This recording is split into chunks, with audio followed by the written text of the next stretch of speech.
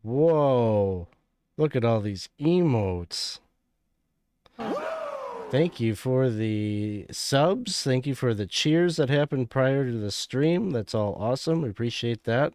And the big emote explosion kicks off tonight's game of Planescape, Turn of Fortune's Wheel. This is session 20, and we're going to get started here with an initiative roll pretty quick. But if this is your first time joining us, we would invite you to come and hang out with us in our Discord server.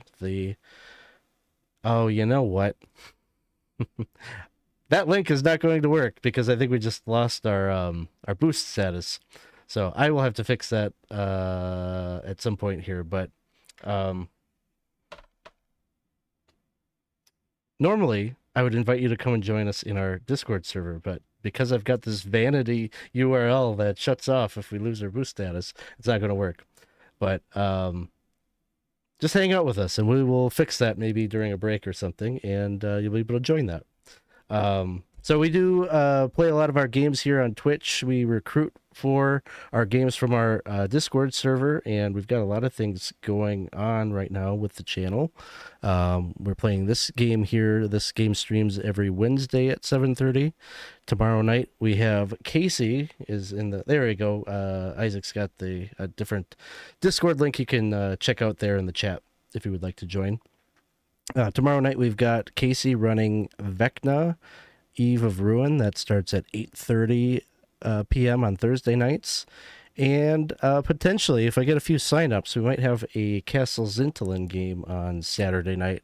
That is an old school Essentials game that I have a sign up for in our Discord server. So if you check out our LFG channel, you can find that and play some old school D&D in a big mega dungeon kind of funhouse adventure. So you can check that out.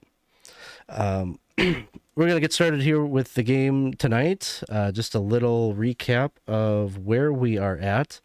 Our 5 characters here have entered the Spire, which is I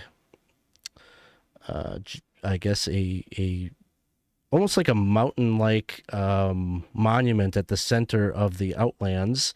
They came here because they are looking for a monodrone named Rome, who potentially holds a bit of information about themselves and might have some clues or some information that could help them with dealing with the multiversal glitch that they themselves are victims of, and it seems like is becoming a more widespread problem. As they approached the Spire, they found a settlement by the name of Dendratus that is built right into the Spire. There they met some creatures known as the Romani, who are kind of a being or a race of celestial creatures that are the living embodiment of neutrality and balance. And so they are caretakers, it would seem, of a sort, not only of their city, but the characters also noticed that they were working on this huge, I guess, project. Maybe we could call it, hard to say what it was. They were basically sealing away within the side of the Spire this massive form of this giant or dead god or some kind of a humongous being that was being kind of sealed away into the side of the Spire. Characters asked a lot of questions about that. They didn't really get too many answers, and they kind of learned it was a little bit of a faux pas to ask about it as a non-Romani, so they sort of dropped that. And it was in Dendratus that they met I guess a sponsor, you could say, in Acetellus, who, if it wasn't for her, she's one of the Romani. If it wasn't for her, they wouldn't have been able to get into Dendratus and therefore into the Spire. But she took it upon herself. She knew and was aware of the characters and felt that by helping them complete their mission to find Rome, that it might help with dealing with some of the glitching that is happening throughout the multiverse, something that the Romani are very concerned about. So they discovered that there were some folk in Dendradas who had seen a monodrone come through and enter into the spire. And so that is where their journey led them. Since then, they have had all sorts of interesting encounters within the spire. They've talked to forgotten gods. They've talked to mushroom plants. They've unwittingly released something of a demon lord, or a devil, maybe not an archdevil, but a pretty high-ranking devil who had seemingly been sealed away within the spire. And that kind of brings us to our current situation. The characters have arrived, they're fairly deep within the spire at this point, and they have just walked in upon the fiend that they had released, who they I think they asked the Mimir some information about this fiend and learned that his name was Moloch, that he's a little bit of a rabble rouser, not too well liked by his own kin, and was actually kicked out of the Hells for trying to supplant and force his way up the ranks of the hierarchy in the Hells, and has been banished. But somehow his fate led him to being here in the Spire, and he has been released. And it would seem that he is in conflict currently with another fairly terrifying, horrible-looking fiend that the characters know less about. This one, whereas Moloch is a reddish-skinned, kind of traditional-looking devil, this second creature is more of a lean, tall, thin, slender fiend with a elongated maw that is marked by sharp, tiny teeth, and he has curled horns that crown his head. This fiend is holding a large tome that looks like it is composed of moldering papers and a dark, leathery finish to its cover. And he seems to be kind of gripping it and pulling it in close to his chest, almost protective-like, almost in a game of keep away from Moloch. As the characters entered into the scene, this larger creature, or this paler fiend, the thin one holding the book, teleported away from Moloch's grasp to the other side of the characters. And he let out one plea or ask in that, "Help me, defend me against him, and my secrets will be yours." And that is where you're going to go ahead and roll initiative. And we will get in the story of this will play out in initiative order. Oh my gosh, look at our low numbers. Oh, there it is. I see it But now. don't worry, that's a good thing, because if we bring up the rear, think of how much is going to be between him, then it's all of us. We're just great at take it, I guess, from the back first. We got this. You're not making it sound better, Dawson. I am making it sound how it needs to be sounded. That makes no sense. What? Shut up, me. I rolled a 1. What do you want me to do? So funny. I think I saw mine came through with a 22. Yep. Clack gets to decide first. I don't like that. Too late. It's I all don't blame you. All right. So we got some numbers in here, and Clack, goody you get to be the big decision maker to do something here. So, Clack, it is your turn.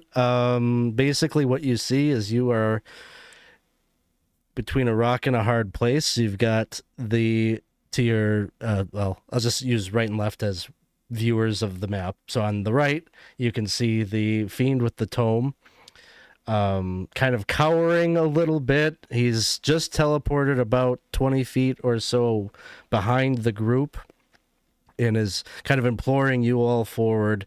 As you turn and look to the left side of the map, you see Moloch there. He is this hulking beast of a devil, smoke rising from his flesh that you can only imagine is probably hot to the touch. And he is wielding in his hands this oversized, many-tailed whip that is crackling with electrical energy. And he's just kind of gesturing, "Move out of the way, little ones."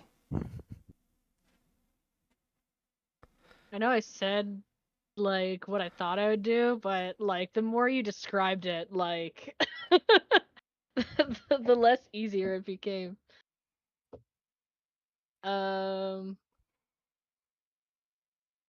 Clack is gonna kind of do like a little like look back and forth, and probably not much time to think. He's gonna attack Baylith, the red Okay. one. Oh, which one? The Moloch? Moloch. Moloch is over here, and the guy with the book is over here. Oh, okay. Oh, I got their names mixed up. Okay. The red one. Sounds good. Moloch. He's just like watching you as you're approaching. He's like, "No, that's the wrong way, little one. Look, help me by not doing anything, and maybe I'll let you have a peek at it." You should have helped me out of the hole. he's gonna do the lightning launcher. Sounds good. And With oh, okay, 21. 21 to hit will hit. Mm-hmm. There is a re-roll that has just been redeemed by Nathan. Thank you so much. Oh, sick. right. So 11 points of damage. And I'll add my optional 6 to that, or D6, which is a 4. So 11, 4, 15. Second attack. Not so well with a 10. The 10 misses. The first one hits him. This is like a... Is it just literally like a ball of lightning that flies out, or is it... Pretty much, yeah. Okay, so the ball of lightning flies out, hits him in the shoulder, and he's just like, "Ah, ow, that's smart. Oh, you're going to wish that you hadn't done that." And like, even though he was like, "You're gonna wish you helped me out of that hole," he has immediate regret on his face. But he's like, "I made my choice," and that'll be it for me. All right, so it is the Baernaloth's turn. We could just refer to him as the Scholar. I think we need to have a name for him. And so Barry? What's that? Barry. Barry? No, Barry's a little tiny dwarf in some other campaign. But, you know, you might be thinking about Barry. He might be one of your previous incarnations, and that would... I'm sorry that you have to listen to that voice on repeat. So the Baernaloth, I think... Actually, he's going to cast Suggestion on Zilloff. Can you give me a wisdom saving throw?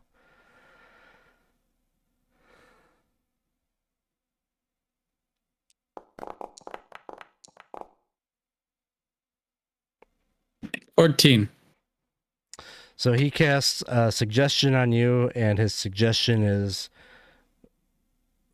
"Slay him! Draw your weapons and slay him!" And then he's just going to back up a bit further. 5, 10, 15, 20. Yeah, he'll get to right there. Moloch is going to take his turn.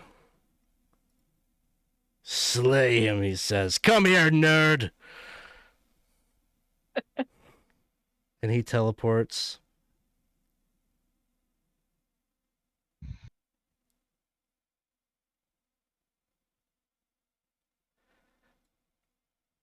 He'll teleport right here. And he's like looking at the Baernaloth, the scholar, and he's like, I'm gonna get to you, but I gotta teach this little one a bit of a lesson.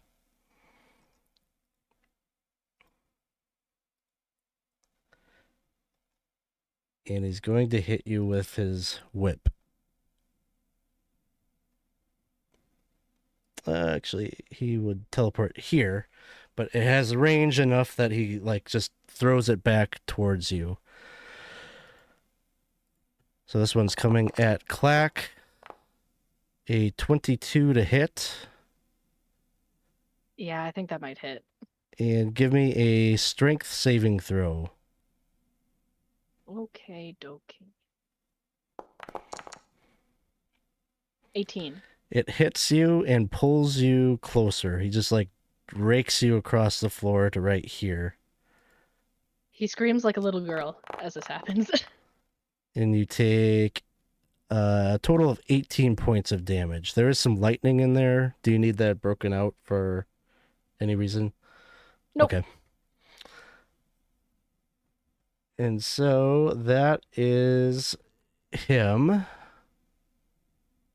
Zilloff. All right. Zilloff will move up, kind of figuring he'd be doing that anyway.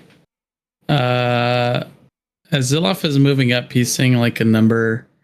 He has felt like he's gone up against great odds in the past, but it doesn't feel just like himself. It feels like many different forms. He feels like he's fought on the inside of a Tarask. He feels like he's gone up against dragons and such. He feels like he has a strange sensation of wanting to call people his bruddy. He doesn't understand what's going on, but he knows that he doesn't have a choice either, but he's going to fight. So, I guess it isn't. It's not paused anymore. Sweet. Okay. So rage first off. Go ahead and do.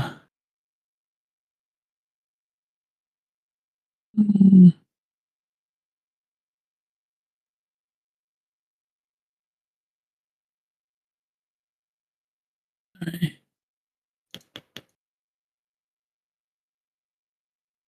Wild Surge. Where's the roll?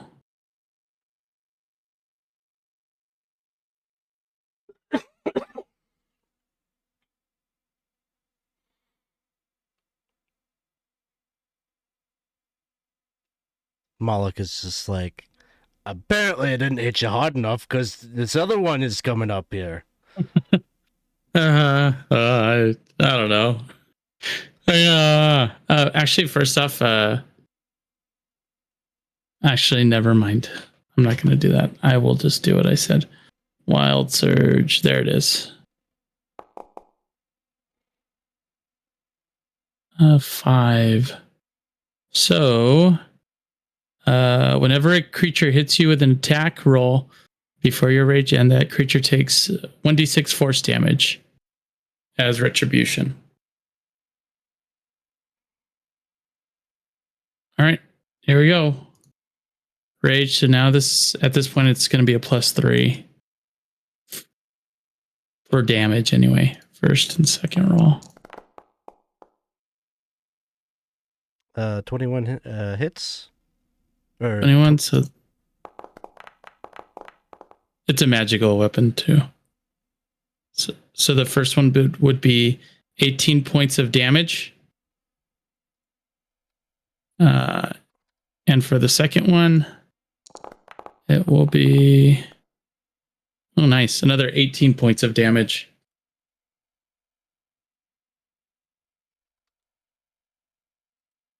Ow.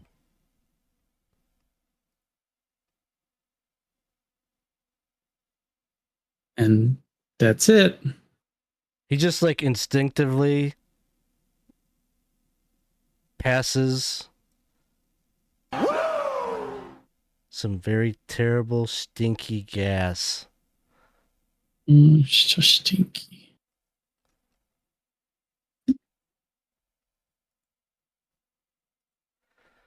let's see. And this is going to go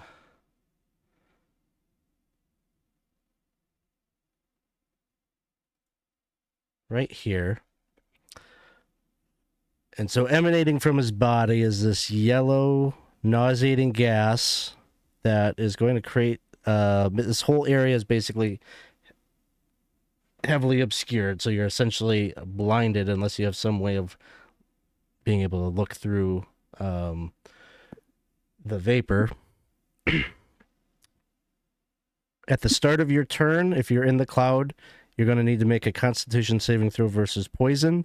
On a failed save, you're going to spend your entire action just retching and reeling.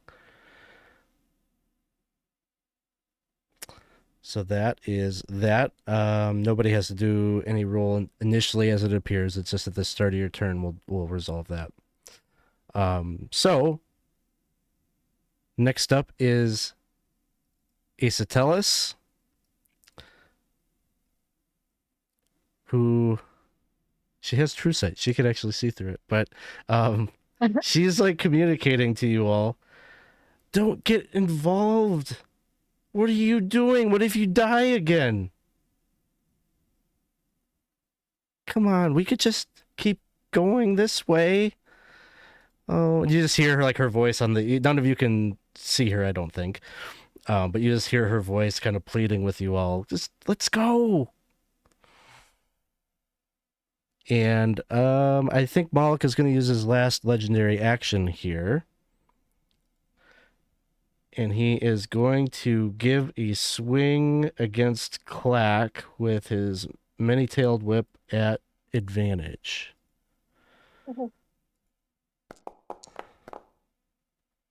A 23 to hit. Yeah, that'll hit. And that'll be 22 points of damage. He's really regretting his decision. Aw. Cerebella, it is your turn. All right. So right now a thought comes to mind. There was a time I didn't have to breathe air, and I could just go up and hit people. It kind of reminds her of Baldwin, that oozy substance that doesn't have to. But because I'm now an orc, I have to do a Constitution saving throw. So we'll see how that goes. If only you got more than just the memories of all your past Oof. characters and you had all their Right? abilities. I rolled a 12. All right. So then, is it for the round? I think it's just for the round. Spends its action Mhm. retching and reeling. So does that mean I get a bonus action? I think you would still get. I'll say you still get bonus action and movement.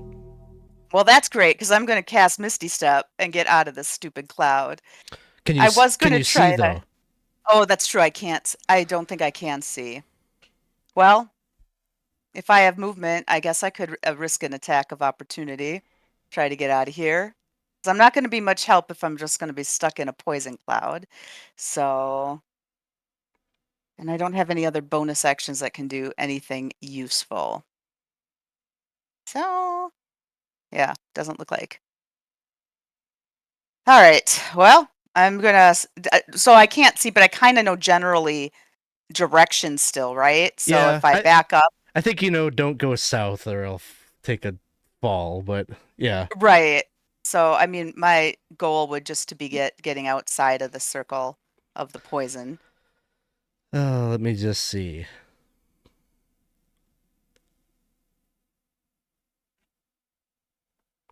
Okay, so you've exited. You're outside of the poison right there. Right.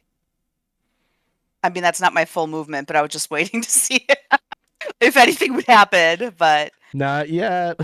okay.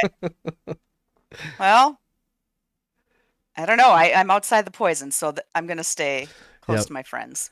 So that's my movement, and well, now I can see, so I could do a bonus action, Yes. Misty Step, and go a little further if I wanted to, right? Absolutely. So I will do that. I'll Misty Step to here.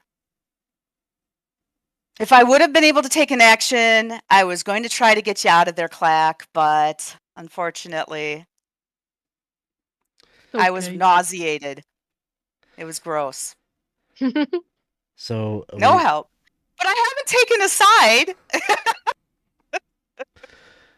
that is true. You've got deniability as you That's all I got. exit. We've got another reroll that just came in from Sundance Kid. Thank you very much. 2 player rerolls in the pot. And what we had some other things wooing and such. Thank you for thanks to Unbearable for the subscription 20 months in a row. And we got Shady Bonsai here for 44 months. That's awesome. Thank you guys.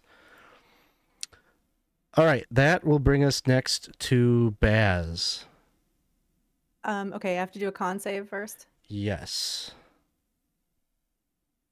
Oh, that. The smell is overwhelming and unbearable, and your action is Why? coughing. Wait a and minute. Why isn't that my +3? Okay, I don't see my. Okay, it's okay. Yeah, so I fail. It's an 8. No, I'm just gonna be like, this is gonna move out of here. Just like enough that I can see. Oh, did I go? There we go. Yeah, and that's my turn. Sorry. All right, Cough. you move just far enough. He's gonna try to hit you with an opportunity attack with his many-tailed whip.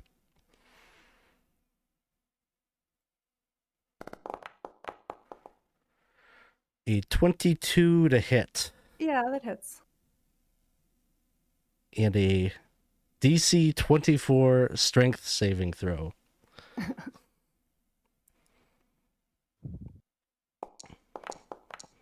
$17. So close. So as you exit the cloud and you take in a few huffs of fresh air, the ends of that whip crackle and escape the cloud and grab hold of your ankles, lashing you against your back and pulling you back into the cloud. And you take 23 points of damage. Oh.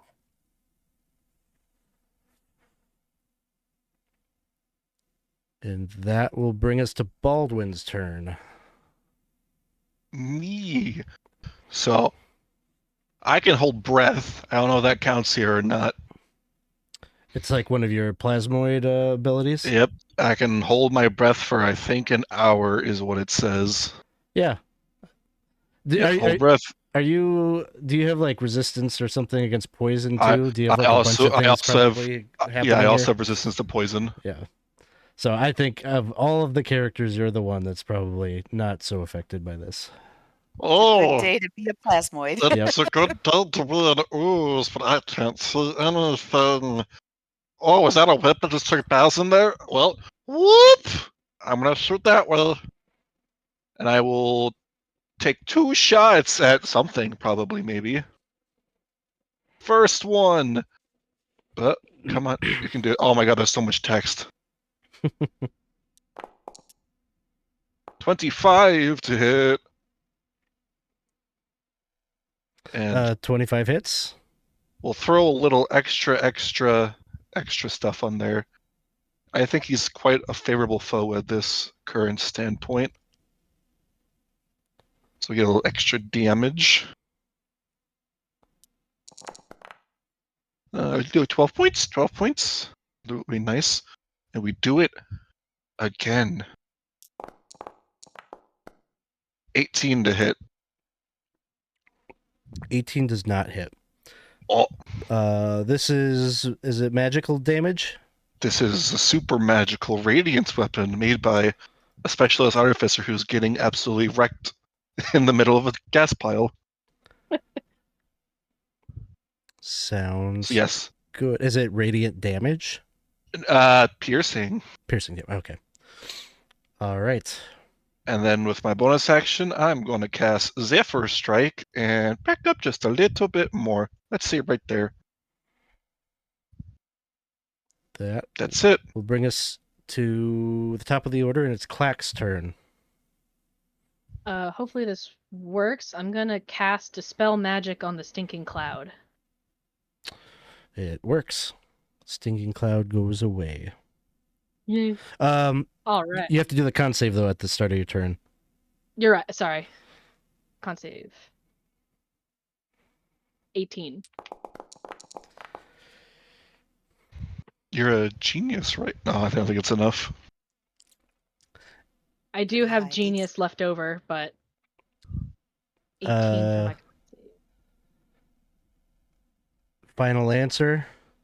You should be a genius. That sounds like I should be a genius. Yeah, You I'll be a should- genius. Plus 5 to roll. that. And it works on saves, correct? Let's find out. I feel like it does, but let's double check. Saving throw 2. Yeah. Okay. So if you use that, it'll put you at a 23, which is enough to save. And then you want to go with the Dispel Magic. Yes, please. It goes away.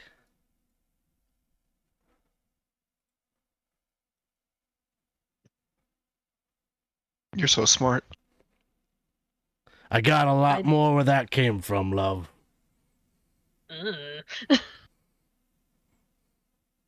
Stinky. That's all I can do, so that'll be it for me. All right. It becomes the Baernaloth's turn. The Scholar. I was gonna give him like the simple name, but then I keep referring to him as the Baernaloth. He's going to, I think, step up here.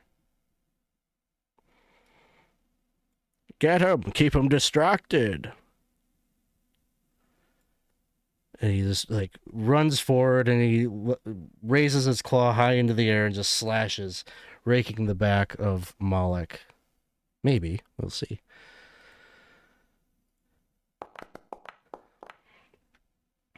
Oh, he doesn't. Moloch seems to instinctually kind of step aside. And then this thing is going to try to hit it with its bite at the same time.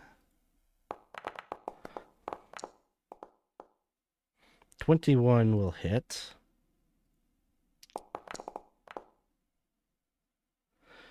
For a total of 28 points of damage.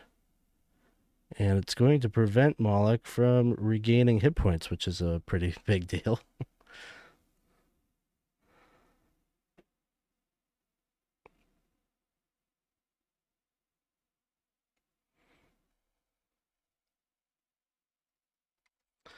And as soon as that is done, you see it teleport away.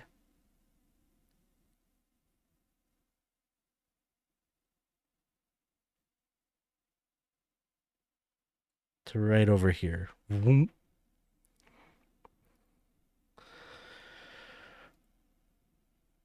And Moloch, you can see he kind of like reaches back, trying to like lazily kind of hit him before he phases out. He misses, and he's like, come back here, nerd, just give me the book, and this can all be over. Out of my way. And then Moloch, he starts to suck in air.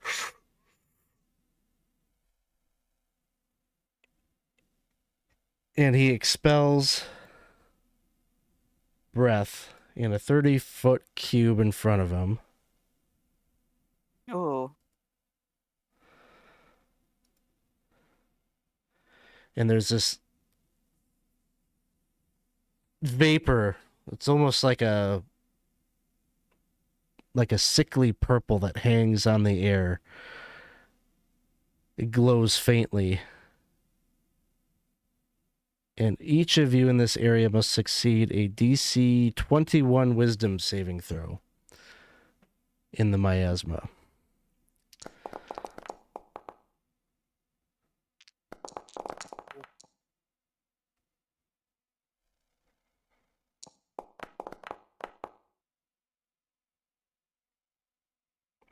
I guess Tellus needs to do this too.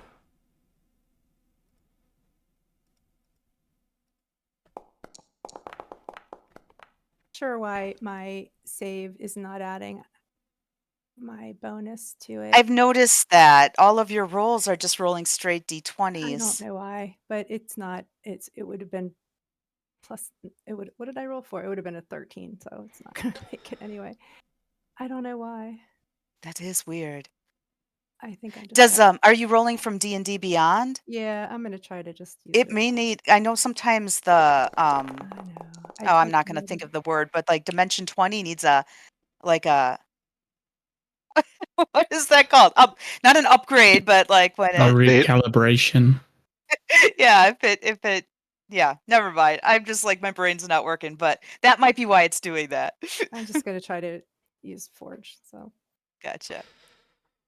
So you all, except for, I think Issac actually made it somehow.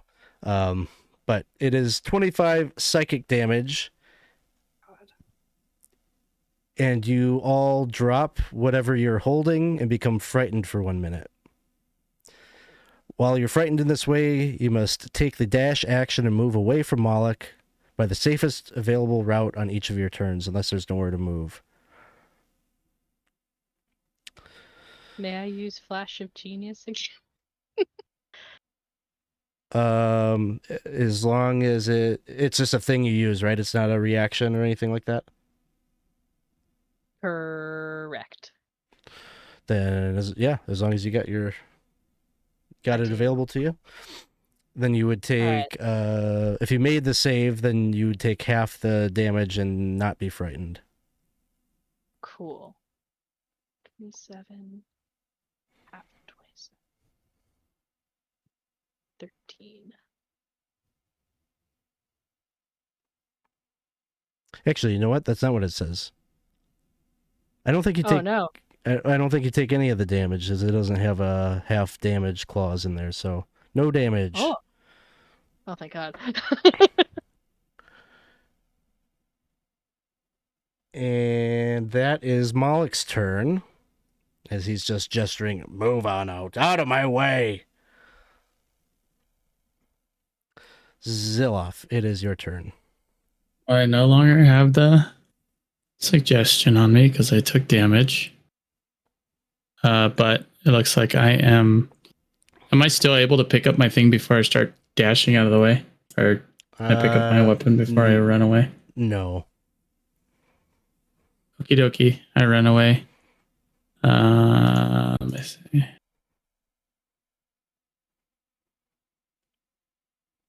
70 feet. I'll count 70 feet, but and then that'll be it. Unless he takes a opportunity attack while I'm running away. He is not going to do that. But at the end of your turn, he will use a legendary action to teleport. Issac is up. She is just standing here, kind of like looking at the conflict. She's like looking behind her at where Baz and Clack are. There's no. I guess this would be like the way that you came from over here. So she's going to start moving in that direction, I think. She's going to move right past you guys. 5, 10, 15, 20, 25, 30, 35, 40. She's kind of gesturing to you guys. Come on, let's go this way. We'll catch up with the others again. We got to take one of the other tunnels. And then that was her movement. She'll just take the dodge action. She's kind of waiting to see if the group is going to follow. At the end of her turn, Moloch was going to use his whip on the Scholar.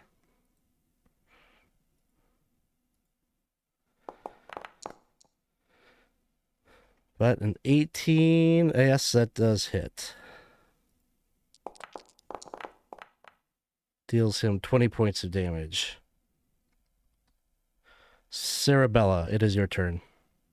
Wow. So that whip, it brings back some memories, but a much smaller whip used by a little gnome paladin that fought for goodness. And there's just this moment of inspiration. Cerebella's like, I don't know which is the lesser of two evils here, but she's gonna try to banish Moloch because I don't know what else to do. So I'm gonna cast banishment on him. So I'll put that in there it is. Charisma save. It's a charisma save, yes. 16. He gets advantage. Oh, that's a shame. Because that one would have been nice. But even still, it would have been pretty close to making it. So, He all just right. looks down. He sees you cast a spell. It seems like he recognizes it, and he says, "Listen, love, there's only one place that I want to go back to, and I'm not ready to go there quite yet until I get this book here." Another It's one. called my send you home spell. I was just trying to send you home. That's what I try to do. If I go back there right now, I'm going to look like, oh. And he looks and he sees Zillon cowering behind you. Is somebody having a rough day? Yeah, we all been there. See, I don't want that to happen to me, and so I need to get a certain name out of this book here. No, give it to me. He reaches, he's in a tug of war with the scholar. Well, as uncomfortable as I am hanging around both of these two, I think I'm just going to stay here. And Moloch will make one last swing at the end of your turn against the scholar. Hits him. Deals another 26. The scholar just cries out, "Ah! Hurry! Hurry! I can't take much more of this. I'm so weak." Baz, it is your turn. I have no idea what I'm doing. Where is Zilloff on the map? I don't see. He ran over to the left side of Moloch and Oh, okay, he's off on Cerebella, and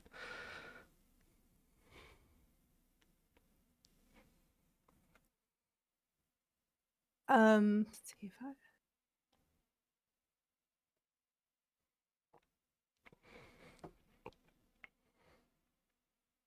All right, I think if I move here,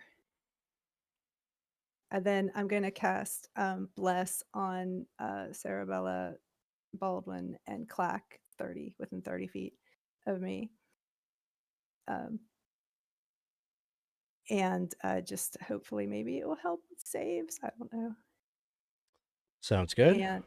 And then that's it. That's my turn. Baldwin. So cool. You know, Sarah, you mentioned something very similar with the whip. I think I remember being a very disgruntled human who always used to whip people. He was a very mean guy.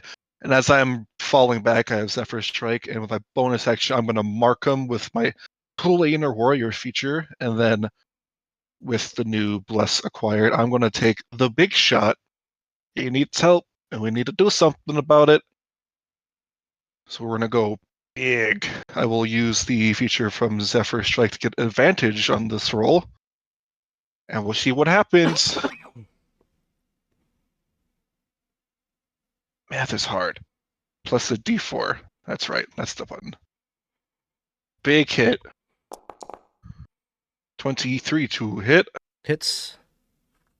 For the big damage. And I'll also use another use of the not Slayer's Prey. That's a different thing. Favored foe. There's so many things in here to add extra damage to it as well. And alliteration makes it stick in your brain, right? So many things. And I will and that will hit. So damage.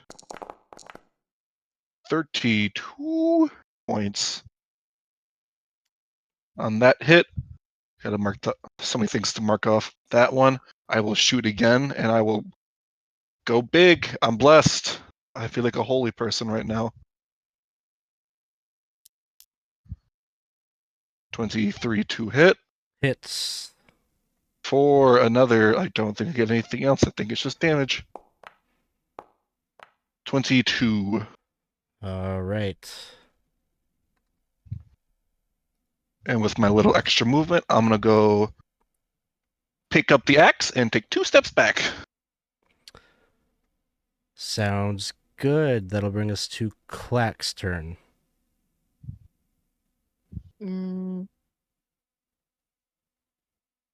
Clack is going to. He's going to first pick up Zilloff's axe that he dropped. That way you can pass it off later. Is picking something up an action or no? No. Okay. I think Baldwin, didn't you just say you picked it up? I got it right here. And like it's in a third pseudopod that's just hanging off the side. It's right here. Sorry. I got it. Oh, never Remember mind. when I said I Sorry. picked up the axe? And what is this right here? Does anybody else have their equipment dropped there? Not that I remember. I was looking at my stuff to what to do next, so I totally missed it when he picked it up. Well, in that case,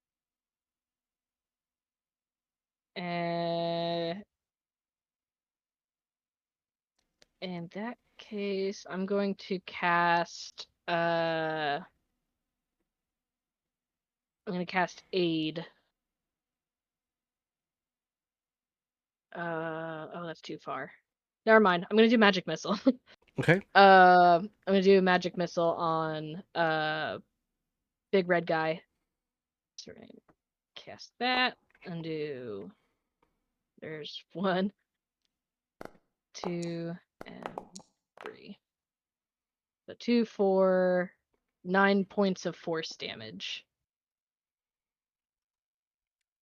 All right. And he's gonna back up a little bit. And that's it. Moloch just looks over. He's just been hit with all these like bullets and magic missiles, and he's like, "Piss off! I swear to you, I am going to beat you senseless as soon as I get this damn book." And then it is the scholar's turn. He's going to again. He's kind of acting pathetic, clutching the book, but then he just like out of nowhere like makes himself look big and ferocious and lets out a swing with his claw.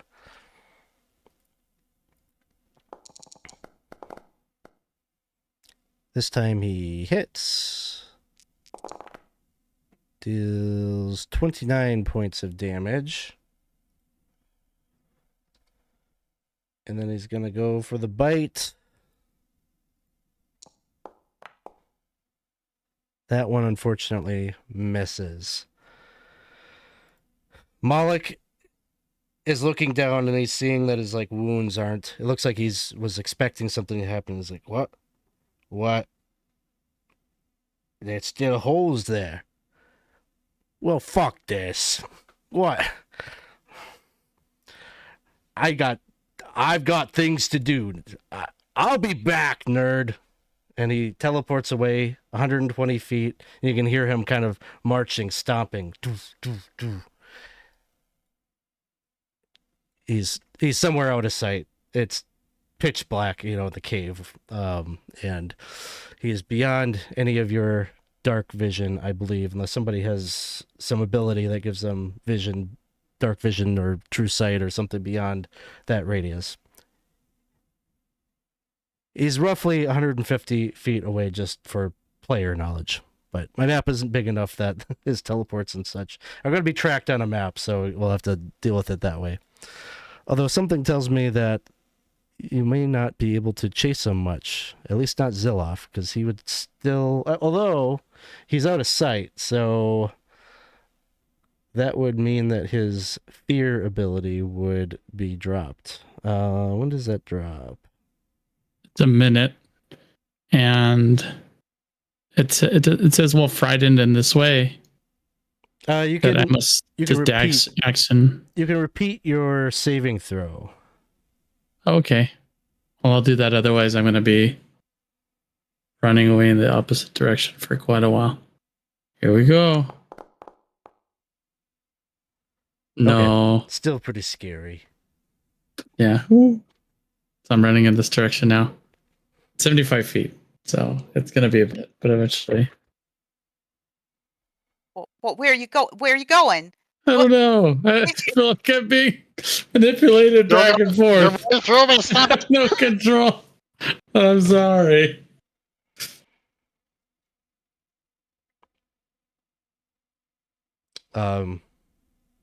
Yeah, Moloch teleports again at the end of Zilloff's turn. Issac is just kind of says, "Everybody stay calm. There's just one fiend. It seems like you have chosen to ally with this fiend." Oh, and she's just going to move over here and try to grab hold of you, Zilloff. Just wait just a moment. I think everything is okay. Please don't run away. I don't want to. We'll just run through these last couple of turns just to see what y'all do. Cerebella. Do you want me to send you home? I mean, I don't know what to do here. No. Oh, okay. That I guess I'm just going to stand here and be friendly with the big, scary, purple-ish fiend. So, hi, I'm Cerebella. Nice to meet you.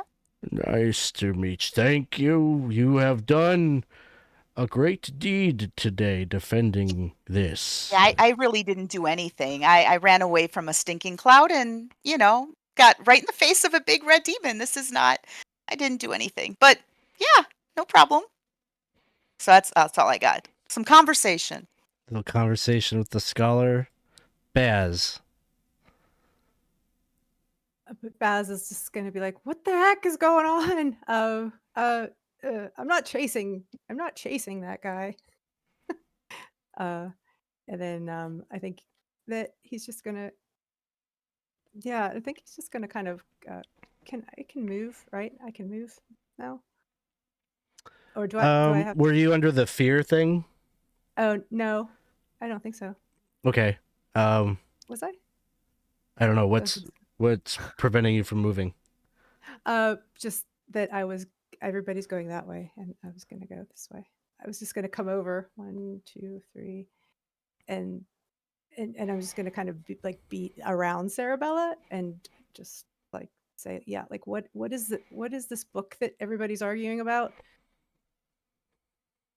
It turns you into something like Zillon, apparently. He just laughs. Baldwin. Like you see, he's rearing up. He's ready to start like sliding across the floor, chasing the guy. Seeing that no one's gonna follow him, he stops himself. He's like, "Oh, okay, I guess we can hit." Like a pseudopod will like just stick the axe in Zilloff's little like backpack, just like, "That's for you." I will slide my way over, give Clack a little bit of a good old slimy hug, and cast Cure Wounds at the first level because I'm so nice. You are so nice. This is for you. Still gonna feel weird. Don't question it. What do you mean? The aloe vera hug. Yeah. That's right. Here you go. Is it gonna roll? I don't know. This? There it is. Enjoy Okay. this. Damn it. This is why the ranger doesn't cast healing spells, everybody. 3 points. Enjoy it. Woo! Every So- bit helps. So what's this about a book? That's it. All right, Clack. Clack, after the hug, he's gonna also cast a Cure Wounds on himself. He's like, "Oh, there's a second wind coming on. A little bit more is coming. Oh, thank you, thank you, blanking Baldwin." And he's gonna kind of follow after him a little bit as he says that to be like, "No, look, you did more than you thought." Not with my Oh. perception, I didn't. Yeah, he'll move up a little further, curiosity, and just to also make sure that everyone else is okay who's next to the big scary purple demon, and that's it. All right. I think yes. Hey, Matt, it is the Planescape symbol. This is a Planescape campaign. This is the latest not the latest anymore. It is, I guess it's the latest Planescape adventure from Wizards of the Coast. So this is Turn of Fortune's Wheel. Our characters have just survived a battle between two feuding fiends. One of them being Moloch, the the insurrectionist, I guess, of the Hells, and he's teleported away now. He's so far away now that you can't hear his footsteps of those heavy, heavy feet pounding against the rocky floor. The scholar grips the book and he says, "This tome is not something that should leave here. It must remain, and remain a secret."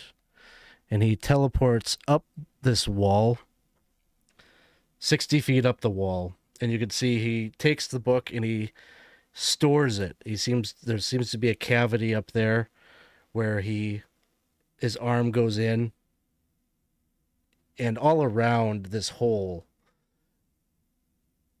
it looks like this is probably its proper place of storage. The hole is ringed with teeth, and it is bloody. Almost as if it is oozing. And there are runes that seem to be marked and carved almost out of flesh that ring that hole. And that is where he puts the book. Yeah, so our big ugly friend here was saying he needs a name out of that book. Any idea what name he was so eager to erase? Could be any number of names from the Hells.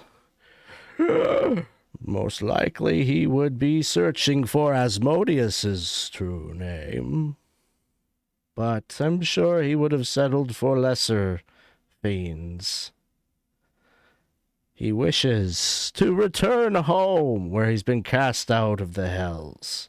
If he is to ever return there, he will become an imp and lose his machismo. Darn, I wish I could have sent him home. That would have been fun. He teleports back down. Oh, the Whispered One's book is too dangerous to be taken from here. Am I still trying to get away? I'm allowing her to be grappled. She holds you for the minute. We'll fast forward a minute, and that expires. Oh, Asatelis just says, "Are you okay?" I am now. Sorry, kind of push this way and that way. It's about these fiends, these names. What power these names have? That true names. Well, true name will give you an exorbitant amount of power over a fiend. With their true name, you can compel them to do favors for you. They can be summoned with their true name. Oh, okay. Well, who was that person that we signed a contract with? What was their name again? Seems like so long ago. You signed a contract with Shemeshka. Oh, Sameshka. Okay. Well, do you mind as a reward, maybe doing us a solid and giving us their true name? I know many secrets, little Zilloff. Oh. But even that one eludes me. Really?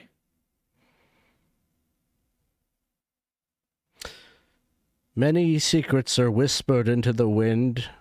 Some of them are received by deities and gods and powers, and those that don't oftentimes find their way here.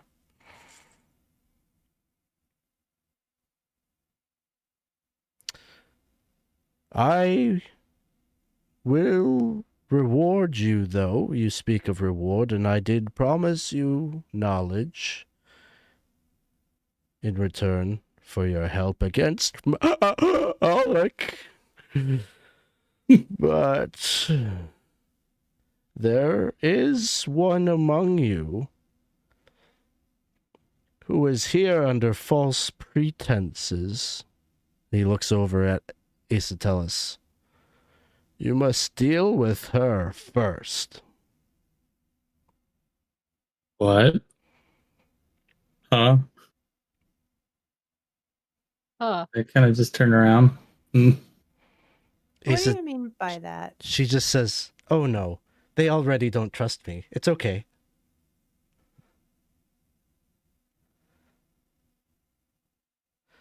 Deal with her. When you say deal with her, like what are you looking for us to do here? I think you already know what it is. That's no secret on that one. Hmm. Well, I'd kind of like to know about the false pretenses before we do any dealing, you know? Because I just think that's fair. And she's like, hold on. And she's like kind of stammering a bit, and he, with a lot of bravado and confidence, just says, "She brought you here to this place where gods are forgotten, where powerful fiends can't seem to find their way out. What do you think she is doing here? Helping you find a lost friend, is she? No. She has brought you here to your prison." you're gonna leave us here? Well, I was sort of, but I was going to stay with you guys. Like, you're dangerous. Look, the council, they asked me to lead you here, to make sure that nothing bad happens to you. The glitching is getting so bad. Council. So, do you think you can just I can't remember what I said, bottle us up and just push it deep down and let it be something else's problem? Is that how I'm getting it right, Cerebella? Is that how you describe it? Just bottle it up and push it down?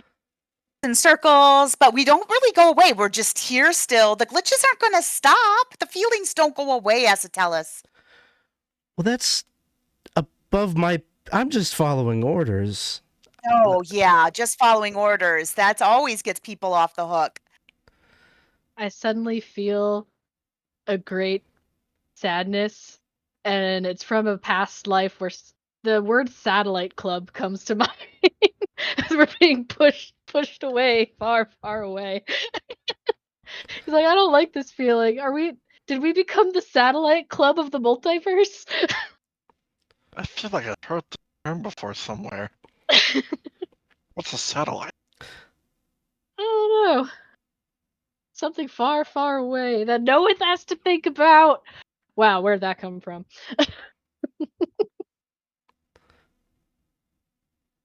So we've been led here, but we also need to go here. Or do we? Do we have to go? Should we be here? Because isn't that where the Mimir was pointing, like into the... It was. Into the spire. So something we need is in here. However, maybe Asatelis isn't, guiding us in the right direction. No, because every time we hit a roadblock, she's like, "Oh, we need to turn around. Let's find a different path." Like, but Baz was right. Baz didn't trust Asatelis from the first place. You were absolutely right, Baz. This conspiracy theory kind of worked in your favor this time. Well, you guys said you didn't trust me, but then you kept coming with me. I was very confused. So how do you propose we deal with this? Kill her. What? It seems extreme, guys. It's not like I tried to murder you or something. Oh no, just getting lost for all eternity. That would be getting murdered. If we're murdered, we come back. If we walk for eternity in this place, we don't. That's why she doesn't want us to die, because then we would. Yeah, you're right. I thought we were kind of becoming friends.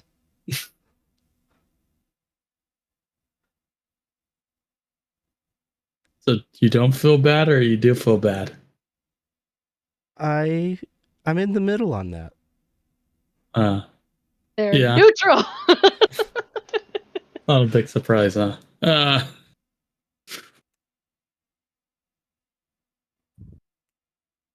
Group huddle. Yeah. That's a good idea. We're- Not we're you. gonna- Not you. Not you. We're gonna group not huddle you. with the And then, person who like, listens to secrets. The guy listens to secrets. That's no, his whole not you job. either. Not you either. He's gonna be like, he's like pointing to like Acetellus and like the scholar, being like, not you guys. He's Wait, gonna like, that's the whispered one, so I feel like even. Correct. No, his whole Yeah, job we is just to get listen to these things. you're right. Hold on. I think. Hold on. It's not working. The telepathic. No. He's gonna like whisper like a secret, and he's gonna be like, I think the slime hugs feel nice, and then he's gonna look over to the demon and see if it knows what he said. What do I think?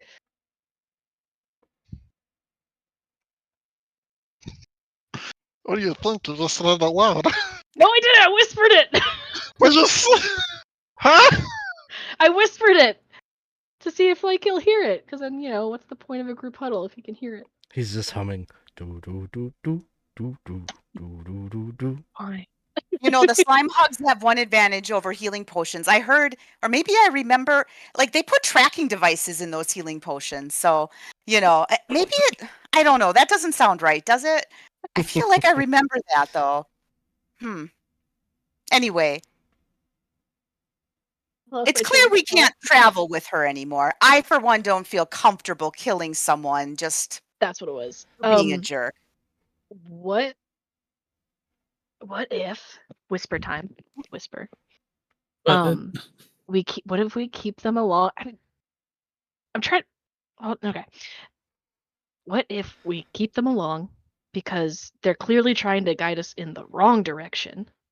So whenever they tell us to not go a direction, that must be the correct direction. That solves maybe one issue a little bit, but it doesn't solve the fact that this big purple demon creature won't tell us the secrets until we deal with the other person who betrayed us. So no, is Why- that why is don't that we what just- is that what is happening? Are you not gonna help us out until we get rid of her? I'm gonna look back to the demon. I won't share my secrets with her. Why She not? did not help. Well, to be fair, that's a very fair argument. Well, she brought us here, and then in that weird way, we're here, and the only reason why we're here is because of her. That's true. She did help in the long run. Wow, what a compelling argument. Thank Well- you. Well, maybe she got us this far. There are just so many. I don't know. I don't even feel like myself anymore. I just feel like just a Well- combination of thoughts from different people. Just, I don't know. What if instead of killing her, you won't tell the secrets unless she's gone? Why didn't she just take her back to town? She did her job. We're here in the caverns of lost memories or whatever this place is called. I don't know. Does this place even have a name? Whatever. It doesn't matter. Just send her off. We don't need her anymore. You gonna stay with him rather than me? No. Well, We don't want to We stay might- with you. You basically just admitted you were sent here to trap us so we don't die. That doesn't really. Yeah. No, I can't trust you. Yeah. That kind of Until now even my voice is not. It's just changing. It just seems like it just sounds like a mixture of all my different combined voices together into one neutral voice. Yeah, this is crazy. What are we doing here? Well, has to tell us just you can't read any like facial descriptions, but she like goes over here, like looks down into the void, puts her fists on her hips, and just kind of has a sad saunter away. And she says, "Okay, be careful." No, I mean- don't even feel, because we don't need to take on that That guild. That is feels- not our guild. I'm feeling kind of bad about it. No, don't even. Dun, dun, dun, dun, dun. Yeah, She yeah, walks kinda over I here. mean, you could just help us. I don't know what to believe anymore. What was that? we're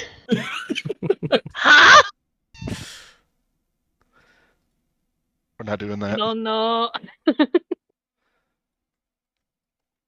So then she walks away, and you're left with the scholar. He says, "Good. Not quite as fun as I had imagined it would go, but that's fine."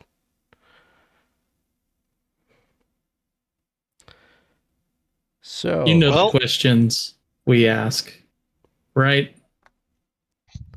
You know already what we need to know. I know what you will ask, but not the order in which you will ask them. Where's the Maldron? Where is He's up there. And he just points up. I saw him. Flutter up there. And he saw me. Where is he pointing? Up to the place where the like book the is? ceiling? Like up. There is no ceiling. As you look up, it is just darkness. You cannot perceive a ceiling.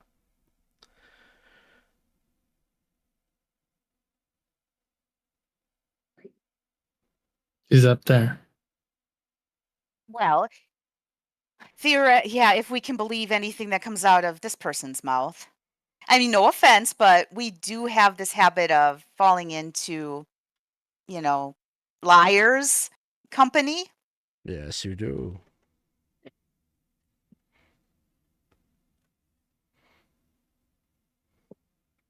And I don't know how it works, but like there's a lot of fiends around, and it seems like fiends they have a little bit of a propensity for, lying. Is that a fiend thing? Is that just kind of what you guys do? Some fiends. The one that you work for, yes. Yeah, she's a Shemeshka is a liar. known liar. I pride myself in seeking the truth. Do you pride yourself in telling the truth?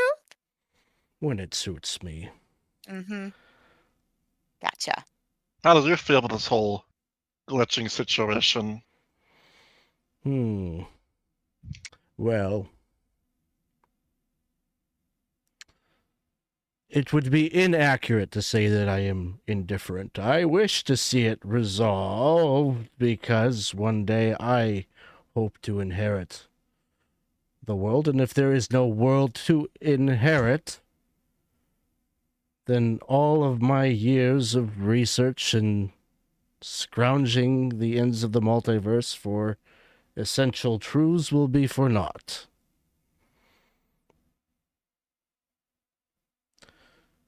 Are you ready for the truth?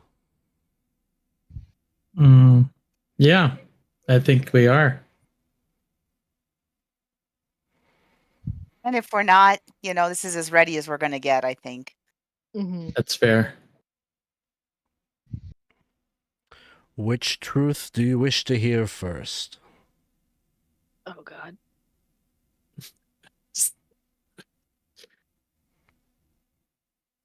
Mm. If you came only to learn where your little friend is, you know that. but I think you have something deeper you wish to know. Do you know how to solve the glitch?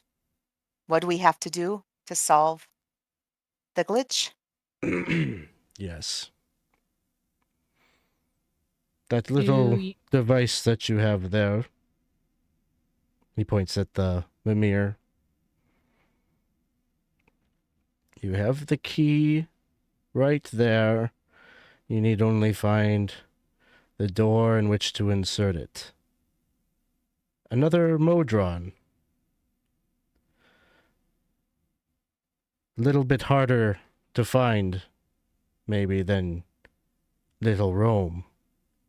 If you can believe that. We haven't even found Rome yet. Yeah, we're not so good at finding Modrons. Do you know what was that question I asked like a session or two ago? Who gains from the glitching, like what is to be gained from the multiverse like this happening? Shemeshka believes all of this is but a side effect of a plan of hers that hasn't gone entirely smoothly. Let us maybe go back in history. I am sure through your time researching and traveling the Outlands, you've heard of the Great Modron March. Yes. Well, the Modron that you look for, Rome, was part of the last Great Modron March, and his contingent became lost in the Outlands. And as it became lost, wandering about, it wandered into a trap laid by Shemeshka, who lured them into an abyssal realm belonging to her, subdued them, and set her servants to begin studying and experimenting on them, to learn more about them, to learn why they do what they do every 21 cycles, or however many years it is. 321 years. She believed that she could find a method of exploiting what they were doing and expand her power and influence throughout the multiverse. She took particular interest in the leader of the contingent, a Hexton Modron, the highest rank of Rome's contingent. We will refer to him as XO1. It was he that was fitted with the mimir that you now possess. That mimir is the device that the Modrons use to collect and record all of the information, all of their experiences, all of the information that they collect from their march. And Shemeshka wished to corrupt it. She devised a plan to release the Modrons into an area of the beholder god Gizemnid's realm, a little piece of the multiverse that she won through her casino.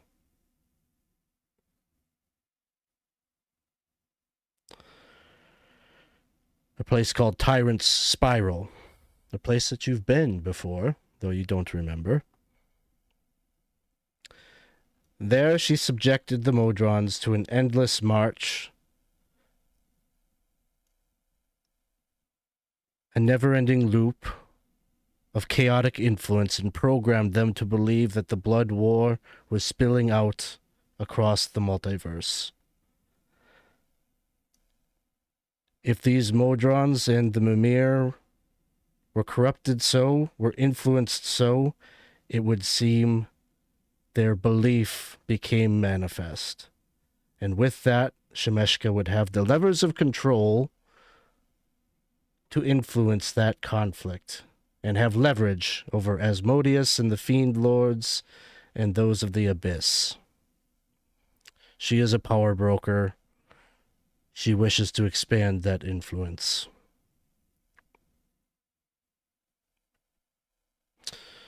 So the Modrons began their march in the spiral where they were beset by these chaotic influences. But the fearful Modrons weren't going to just allow this to happen to themselves, because they had learned something in their travels. Not something that I subscribe to, but a little something called hope. And they pooled their collective hope. And they pooled it along with stories of heroes and legends.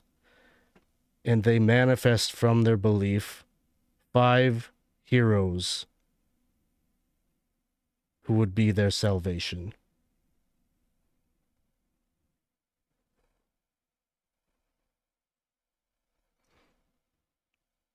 That is what you are. Born from hope. But not really these memories that you carry with you. And maybe from somewhere behind Cerebella, you would just hear, "See, I told you. That's what I was trying to tell you."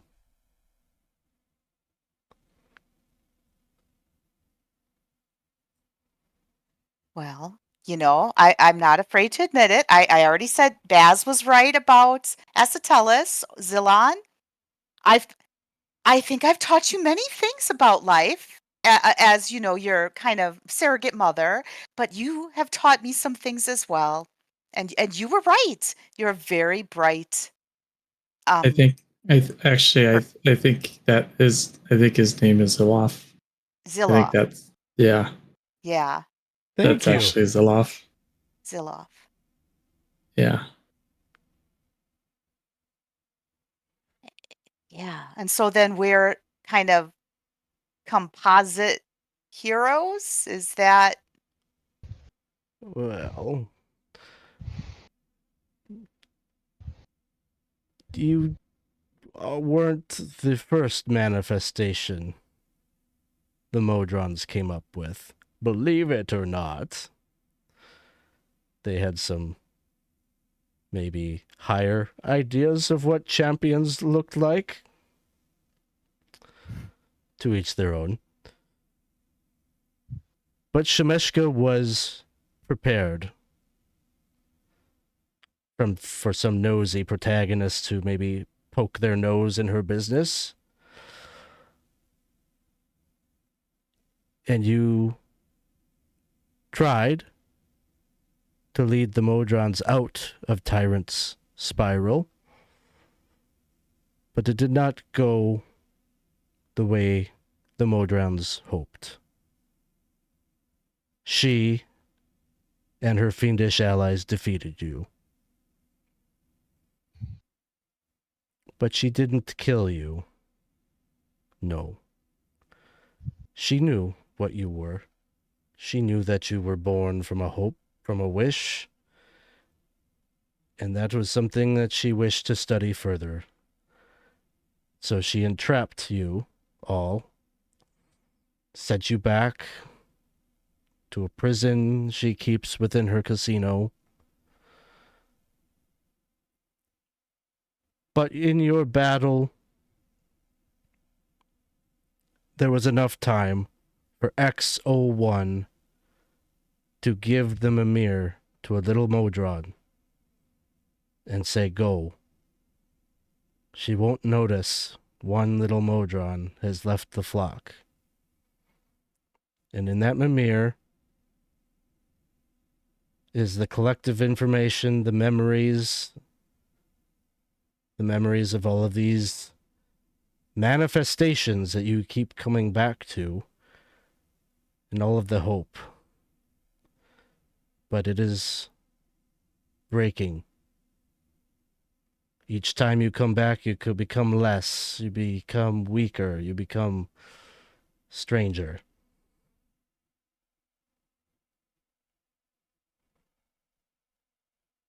And now it's not just you, but it is the rest of the multiverse that is feeling these effects.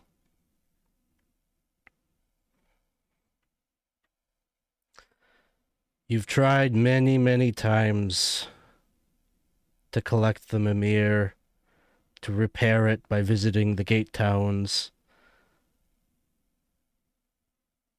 but you have not been successful thus far.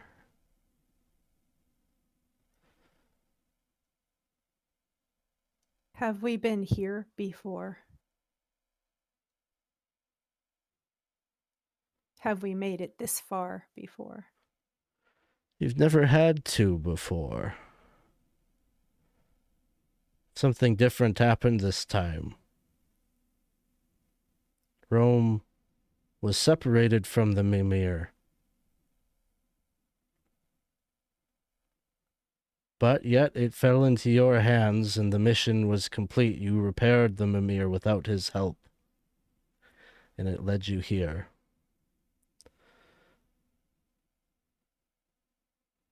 Only Rome can take you to Tyrant Spiral if you are to take the completed Mimir and bring it back to X01 and lead the Modrons out of their prison. Only then can this all be stopped.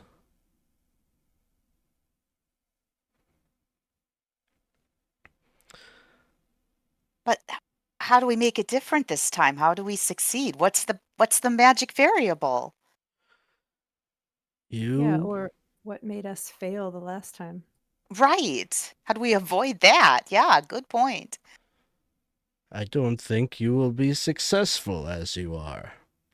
You are still too weak, too broken. You will need to unify with the original incarnations that the Modrons had for you. Oh, for a second there, I thought we were going to have to be, what is that, Ultron? You know, where the 5 of us become, but no, a little bit different. Kind of instead unifying with the memories, those heroes. All the memories I have, I still don't know what you're talking about an Ultron. Well, not too many of your memories are from Nebraska, I guess.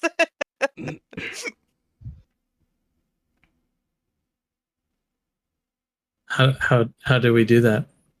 Well, maybe if that Mimir is the key to their hope and what they want us to aspire to be, maybe it's inside of it. Well, didn't she? Maybe maybe all you have to do is just ask. I thought he said that the heroes were trapped in a prison at Shemeska's casino. Yes. I forgot that part.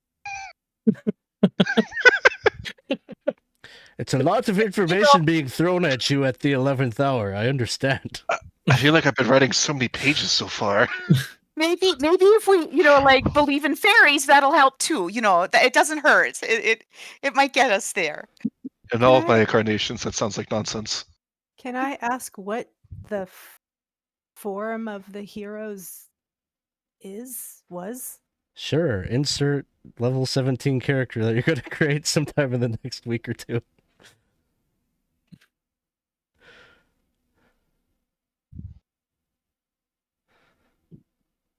Heroic. Very heroic. Lots of magic items. The image is hazy, but they are powerful.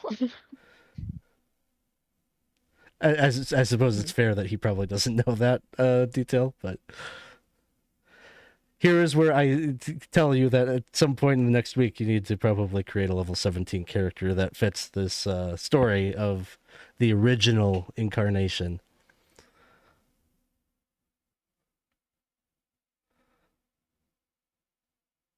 Well, that is a lot to take in. Yeah, it is. Oof. Well, how do we get Rome? Well, I'm still sticky, so I don't know about the rest of you, but I probably plan to climb the wall. I'm not sticky. No, I haven't had any healing hugs lately.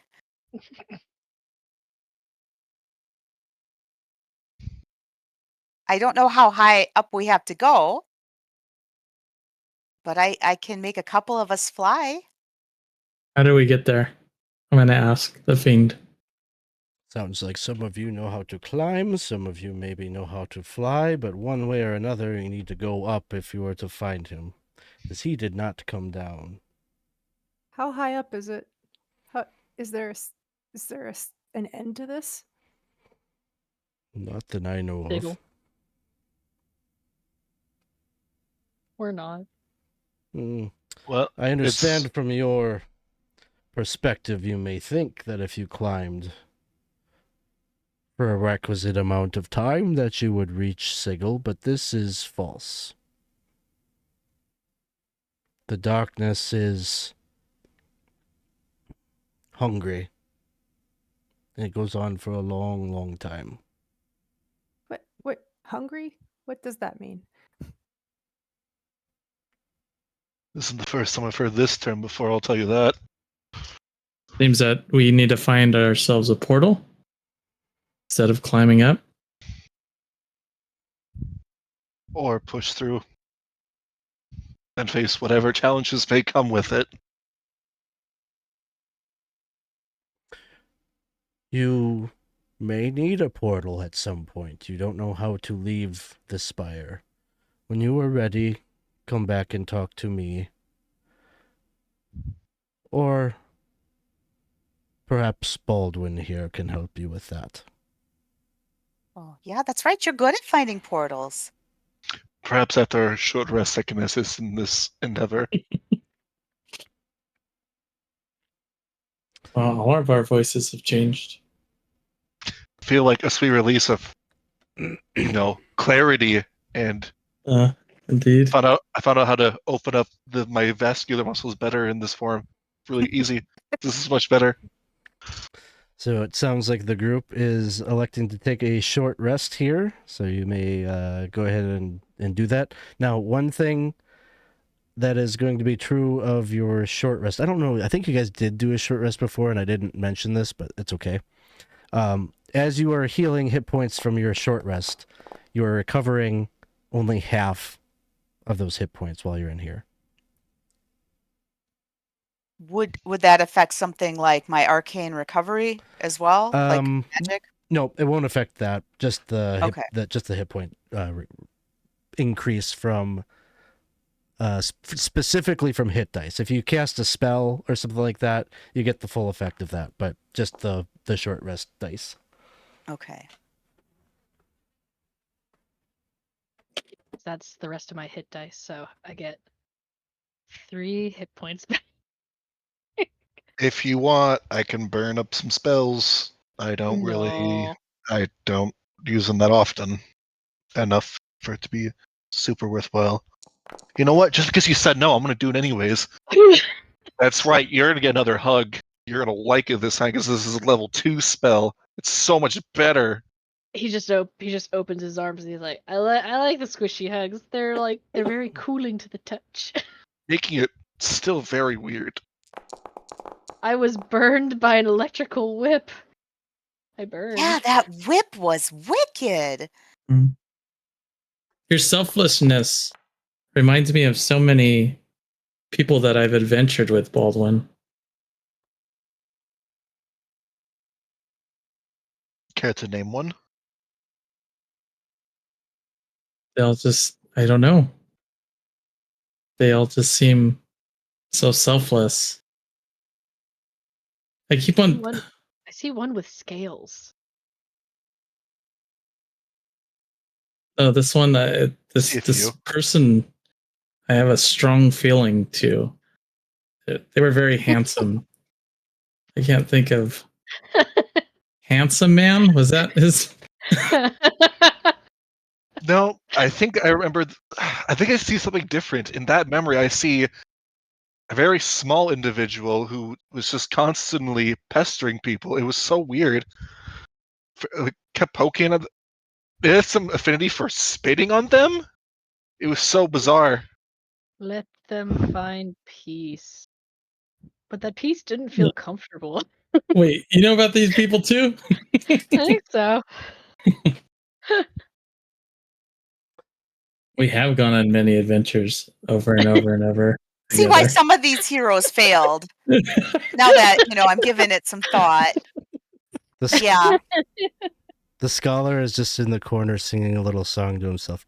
Left arm, right arm, left arm strong. Lift with your knees, not your He's back. not That's your wrong. back. That's wrong. Yeah, that's right.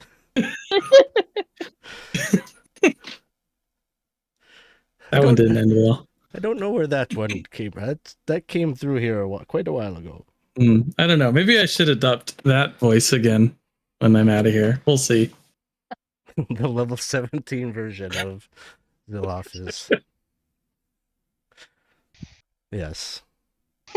Adam Sandler, the salvation that we all long for. Yep, I'd say so. All right. So short rests are concluded. The scholar is just he just kind of sits down back against the rocky wall. Not really sleeping or resting, but just kind of pensive gaze staring out into the ravine. So, you've made your preparations. You're going to make your way up. Do you have any parting questions before you go? Wait, I do. I have. Is there any way to save Zilloff there? I've lived as him for quite a while. It seems in his darkest moments, and even before I knew the truth, I know him to be a good person. Is there any salvation for him?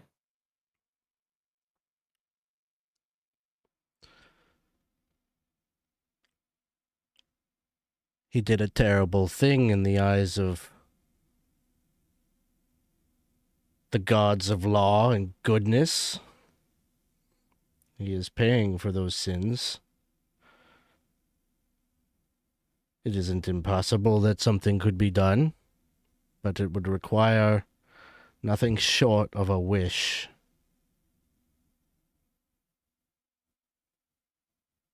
A very rare type of magic.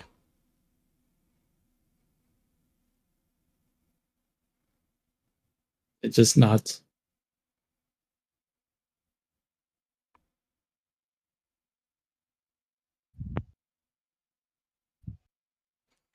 Well then, come see me when you're done.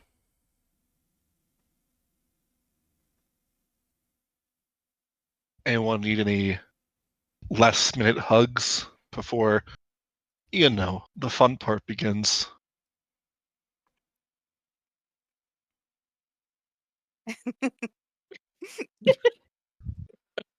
Very Oh. effective. Get water. All right. So let me hear the plan. How are each of you heading up there? So Baldwin has the climb speed and is carrying somebody. I'm giving someone a hug first. Would you say you want a tier 1 hug or a tier 3 hug? How into it do you want to get? Ew. It's terrible. I think just like a 1 or 2 should be fine. No, you're So I'm pretty close. 1 is good. I don't have any 2s left. Perfect. 1. I plan to climb. I don't know about everyone else. I can Mm. spider climb for an hour. Okay. That'll work. I will probably need someone's help. I have pythons and a hammer, and that's as much as I can do.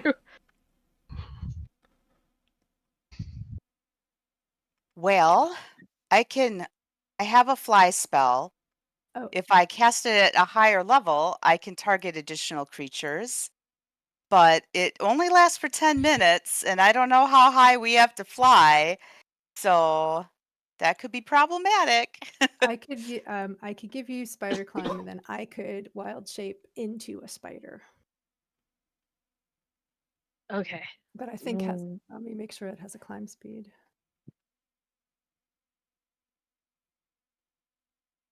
It has spider climb. Yeah, I could do that. Yeah, It's an I'm hour. down. I have to concentrate on it though. Bye. Oh, I have this rope of entanglement. Possibly, maybe. You use it to tie I'm down for any and all these options. one of us off to maybe someone that has a climb speed, So we so don't that they know don't fall. how far we're going. So Cerebella, your spell only lasts 10 minutes, right? Right, but if I'm just casting it on myself, I can use some spell slots up for that.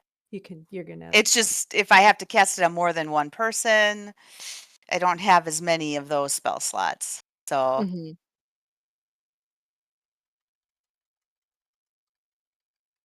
I have enough to get myself, and if Zilloff the first, I don't know. I can Zilloff, I bring guess, is fine, so it's not confusing. I can bring my little guy with me. Just kind of hold him. The only thing I could think of is if we're like okay with like really stretching what this spell can do, because it's not technically something you can do, I think, but if I cast web on my hands and feet and use that to like suction cup my way up, No. it's not really I think I remember a person who had suction cup fingertips. It was really weird. I remember someone like that. Who could that be? Oh, That's the only thing, and that involves some like real stretching, so I'm probably not. But so yeah, I'll have to hook onto one of you probably. I am able to help you all out with your magic to replenish it still. So there is that option. Maybe we see if there's a portal around here first, huh? And then we go from there. I don't know. So, are we just having to go up and get Rome and then come back down and see this guy? Do we all have to go up? Because he said come back and see me when you're done. So maybe I guess I'm kind of confused. He I'm gonna also look over to the scholar. What is up there? Yeah, you said the dark was hungry. I don't know. You may all want to go together. Okay. I just was making sure because I was a little confused like what our objective is. So, okay. And then we worry about how we get back to this guy later, huh? Sounds good. Yeah. One And foot in front of the other. by the way, Zilloff, the monk,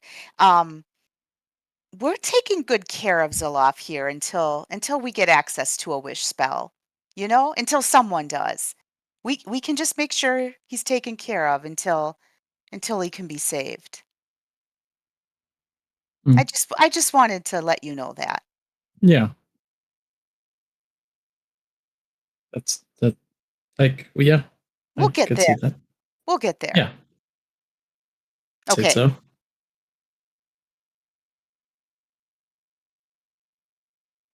That's all. That's all. That's all I got in me. The rest of the niceness, I only got so much each day.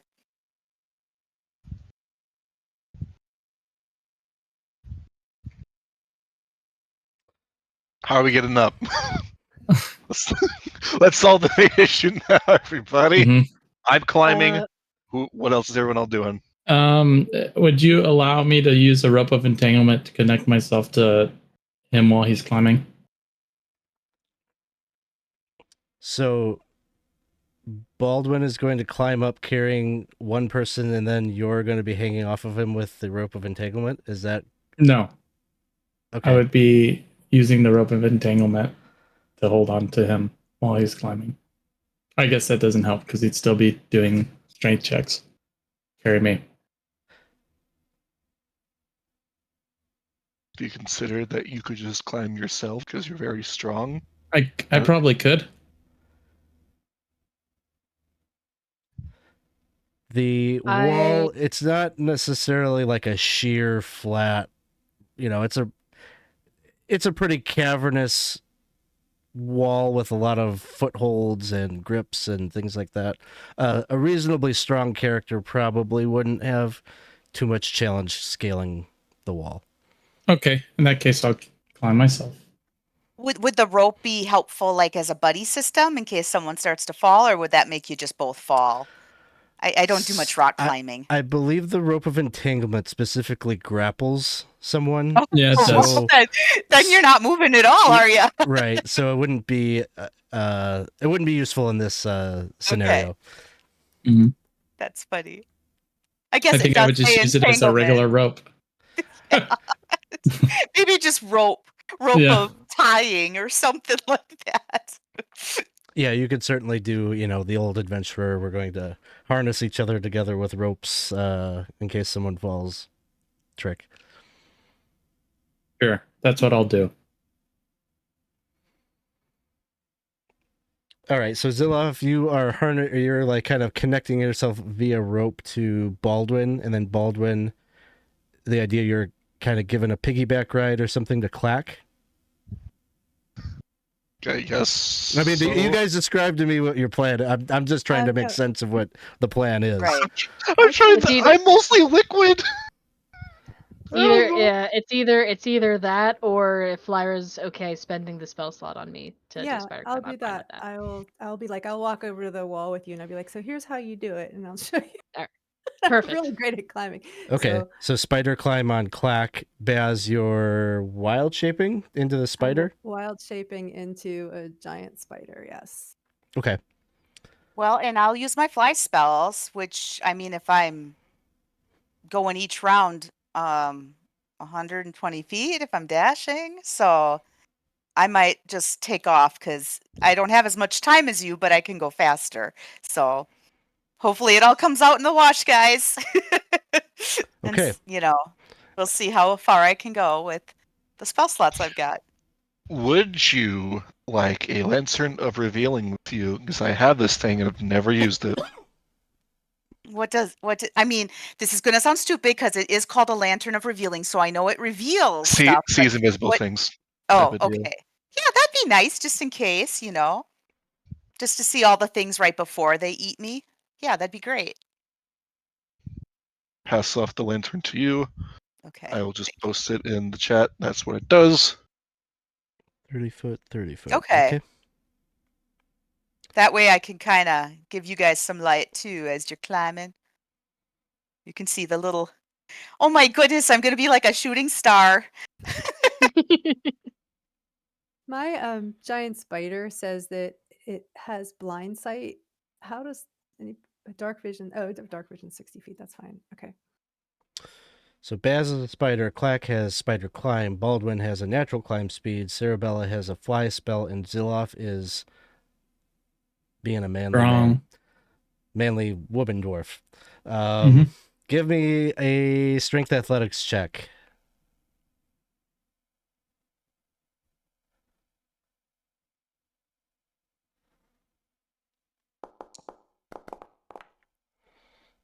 No problem.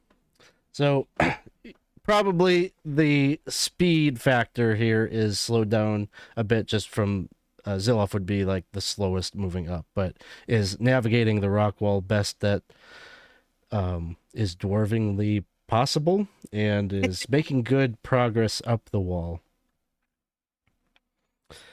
Baz is going to hang by Zilloff just to keep an eye, basically. Sounds good. One of my 8 eyes. Is it reasonably true that the group is more or less staying together as a group as you're ascending, or is someone going up and like scouting ahead? I mean, I think I have to go faster because I'm not going to be able to. Like, I don't have an hour. I've got 10 minutes, and then I have Okay. to recast. And I can fly faster than they can climb. So I will unless I see a threat, I think I'm gonna go ahead. just to be safe. I'll cast Sanctuary on you before you head up there. That way, if there is something up there, it'll have a harder time hitting you. Well, thanks. So a sanctuary spell employed in Cerebella starts to fly upward into the darkness with the Lantern of Revealing. Yup. You travel up maybe about... We'll say you travel up about 300 feet or so. The rest of the group, Zilloff has to stop at moments where there's like a little flat outcropping just to take a short little break, but is probably like 10 minutes behind you as you fly up there. And you notice that in the light of the lantern that there is sort of like stringy threads that hang down, and as you're getting further and further up, you can see full on webs that stretch across the entire circumference of the tunnel, I guess, or the chasm that you're flying up. And in the light, at the heart of the web, you see, well, kind of all throughout. There's just these bulbous cocoons that are stuck in the webbing.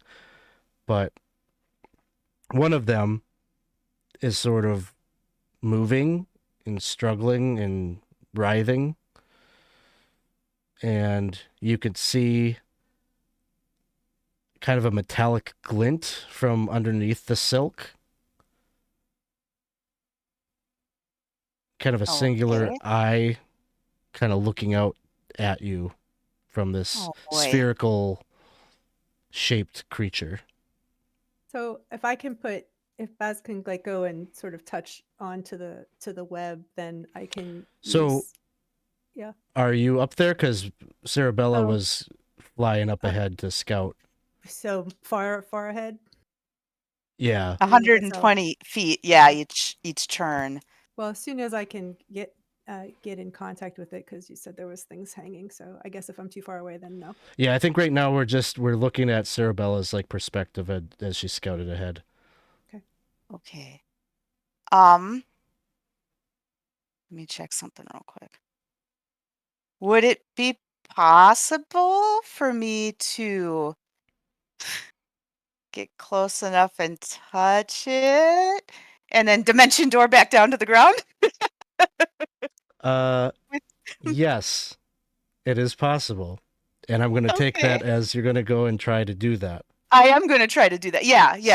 I mean, that's my goal. I just didn't know if how you were describing it was how I was envisioning it. So we will see what happens. What are you're going to touch the cocoon thing that I want to touch the metallic part and try to dimension door back, because I'm 300 feet up. I can do 500 feet, so I don't want to overshoot the ground and end up in the middle of things, but just get back down to where I was. All right, this is a big roll. Okay. There's no DM rerolls, really? That's too bad. Stop. Oh, it's not that good either. Does a 13 hit you? Yeah. My class is 11, guys. Do you have but I have shield? Sanctuary you have on. Sanctuary. So, That's good. yeah. That's good. So this was the Yeah. attack roll. Okay. So Sanctuary is a Wisdom save. I believe so. Mm-hmm. It doesn't. Question for Jenna. Yeah. Sorry. I totally zoned for a second. I believe so. Yes, it is. Okay. Wisdom 17. Thank you, Tux. Oh, thanks, And- Tux. All right. Okay. So, manages to succeed on the sanctuary. A 13 would hit. Yeah. Do you have like shield or anything that would avert that or avoid No, that? I don't. Nope. Okay. No. So you will take 16 necrotic damage, Okay. and you are grappled as this webbing from further up. You've got the lantern of revealing. You can't see where this came from, but you just know that this sticky webbing substance jumped like spraying down Spider-Man style, has now attached itself to you and is hurting like all hell. And instantly you get yanked up 60 Okay. feet. You can let go of that fly spell now. Well, I'm not sure. Oh, well, I'm still concentrating on it, but yeah. So I don't think I'll let go of it because if I get free, I don't want to just fall, right? So we'll just stay concentrating on it. So you didn't quite get to the object in time. Okay. Like you got intercepted by this thing. And so let me end the combat from the previous combat tracker thing because I always forget to do that. Just for the sake of... I'm not using a battle map. I'm just plucking down a couple of tokens for initiative tracker purposes. So this is like a theater of the mind kind of thing. So, what was the speed on the fly spell? 120 or 60? Well, it was 60 feet, but if I were like using my action to dash, Yeah. it would be 120. I think we're gonna call it that. There's 120 feet between the party proper, like meaning Zilloff, Baldwin, Clack, and Baz, and the web. Cerebella, you flew up, got to the web. You've been yanked 60 feet further up the tunnel. So Okay. currently, and this is like your characters can't really see that. I'm just saying it transparently for us all as players playing a game. Like there's 180 feet between the group and Cerebella currently. Does that make sense? And I'm Yes. 60 feet away from Rome then as well. Correct. Yep. Okay. So we're going to start things off, and it is Zilloff's turn. And we didn't hear anything, or Well, I didn't say I said anything. I mean, I don't imagine that I just would have been like, oh, I'm going to do this, but I didn't flat out say I said like, hey, I found him or whatever, but I don't know if I can go back and say that I said something, but you might have heard as I got did you pulled by- scream? I will say, to resolve this question, Zilloff, you can make a perception check at disadvantage. The disadvantage is because noise is dampened in the spire. Okay. Perception disadvantage. Here we go.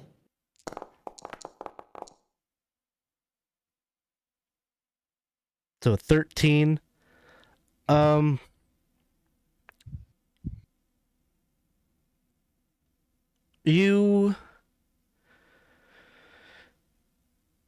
It's very faint, but like you hear just kind of like a reaction to pain. Like Okay. like a little something, as Cerebella I would just got yanked say up. something's going on up there.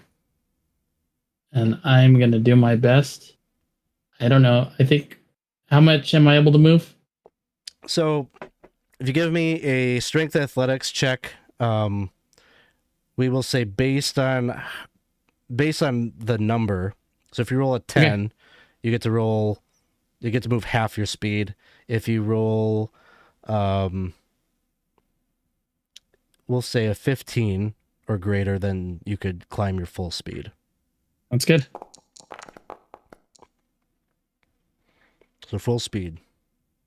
All right. 35 feet. Would I be able to dash as well, or is that an additional roll? Yeah, you could dash with that same roll. Okay, so I moved up 70 feet. So then you are currently 50 feet from the web.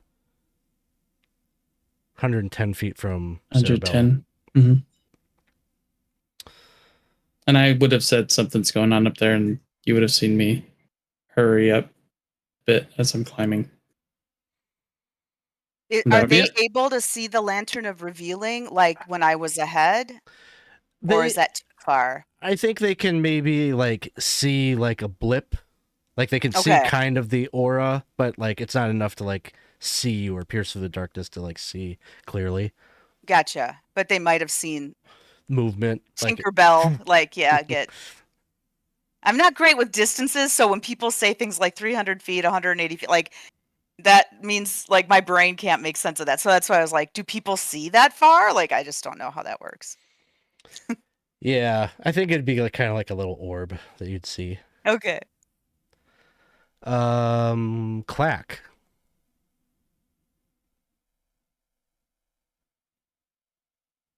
Yes. I guess all I can really do is like dash while I'm climbing up there to try to get up faster, because Zilloff 2.0 has said something, so I'll try to get up there faster. Sounds 'Cause I good. don't think I don't have anything that'll reach that far. So how far does that put you up the tunnel? Assuming it's using my walking speed as the climbing speed, 90 feet. 90 feet up. Okay. So you're 30 Mhm. feet from the web, 90 feet from Cerebella currently. Okay. That will bring us to Baldwin. Well, Clack, I guess this final thing's finally going to pay off, and then like he'll flip a switch that's on his musket, and like the wheel that's on it will spin very, very fast, and a bright light just appears from it. I light up my weapon with the radiant weapon feature, so I have vision 30/30, and with my action, I will cast haste and dash up. Sounds Oh, that good. would have been smart. So it'll be a total of Imagining the 140 feet. 140 feet. So you're actually 20 feet above the web. You'd probably see all these cocoons. You maybe catch a glance at what you suspect is Rome, but you get within eye shot of Cerebella, who you could see is tied up in this web and seems to be getting pulled up and up and up, like she's continuing to be pulled upwards. Oh no. Anything within the light, or no? Nothing that you can see other than the web itself. Nothing yet. This is not good. That's it. Cerebella. Well, my instinct is to try to like push away from this. I have a Thunderwave spell. But there's not really a creature I can target, right? So Like, what tell me what your passive perception is. oh, I'm sure it's wonderful. Let me double check. 9. 9. Okay. So like when you look up, you can see that there's kind of like a ledge up there that you're under, and clearly like the web is originating from somewhere in that ledge, but you don't see the thing that is producing it. So you can imagine this creature might be like tucked into a little hole or something that just your light isn't catching it, and you're not able to plainly see it just yet. So this spell doesn't require me to see anything. Like, it's just a thunderous force sweeping out. And I think that that would be my instinct, to just see, like, could I hit whatever's pulling me up? And maybe I can, maybe I can't. But I'm going to cast Thunderwave, and it has that 15-foot cube. Okay. The other thing I would say before you do that is that it's 60 feet between you and that ledge. So you probably have a reasonable idea that whatever attacked you with the web is somewhere on that ledge, and it's 60 feet away yet. Okay. Does that make sense? Well, it does. Okay. I mean, at the same time, I know it might. I mean, if you're telling me like it's stupid to do, I shouldn't do it. But it's supposed to push unsecured objects. Like I just feel like giving a force of because I don't really know what else I can do other than just sit here and allow myself. I guess maybe I can hold it until it pulls me a little bit closer to the ledge and then let it go. Maybe I'll hold my action and then cast Thunder Wave when I've moved closer to the ledge. How about that? Okay, sounds good. Can I do that? I just wanted to make sure you were aware of the. I wasn't necessarily saying. I wasn't saying it was a stupid thing. Just want to make sure you like have this idea. I didn't want to make an argument for doing something when every time I'm like, oh, maybe I'll do this. It's like, yeah, but just so you know, like I'm like, okay, this doesn't sound like this is a good idea. But if I hold it as I'm being pulled upwards, and then when I get a little closer to that ledge, I'll let it go. When the ledge seems about 15 feet away. Yeah, sounds good. That's what I do. But I already cast it, so it's in there for later. Okay, sounds good. Baz. Baz is just gonna dash straight up to get up as high as he can, which is gonna be, I mean, dashing would be like 60 feet. 60 feet. Okay, so you're 60 feet underneath the web and currently 120 feet away from Cerebella. And it is going to reel you closer, Cerebella, so then you can have that thunder wave happen. So you need a Constitution saving throw from me. Right.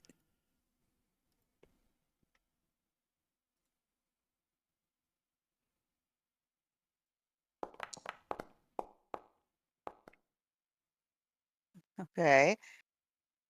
Well, it'll do some damage anyway. Half of that. So Thunder. the thunder wave discharges right as you said, like 15 feet away from the ledge, and as you get pulled up. I think you were maybe partially hoping it would break the web loose potentially. It was a thought, you know. I feel like it's more instinct than anything. Like, how do I push away? You feel like you see the threads of the web kind of peel away a little bit, like there was some tension that created on the web, but it just wasn't enough to peel you away fully. But there was an effect on it. It pulls you up, and all of a sudden you see, I could probably find the digital image, but this thing appears from within the rock. It's kind of spider-like, but its maw has this almost like kind of fleshy pouch that like spreads outwards to expose its mouth. Yeah, I don't like that. Predator. Now, the only saving grace here is that you have that lantern of revealing out, and it doesn't seem to like that. So my friend Baldwin. it is not going to have the advantages that it might have had against you. So normal bite attack here.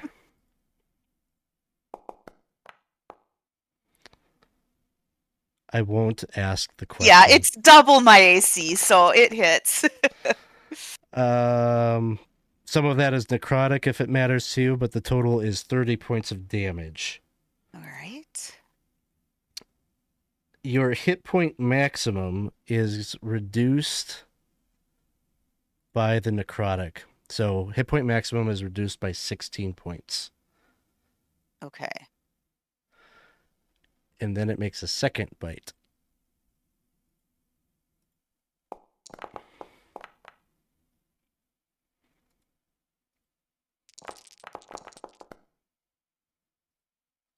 This one, again, hit point maximum additional 16 reduced.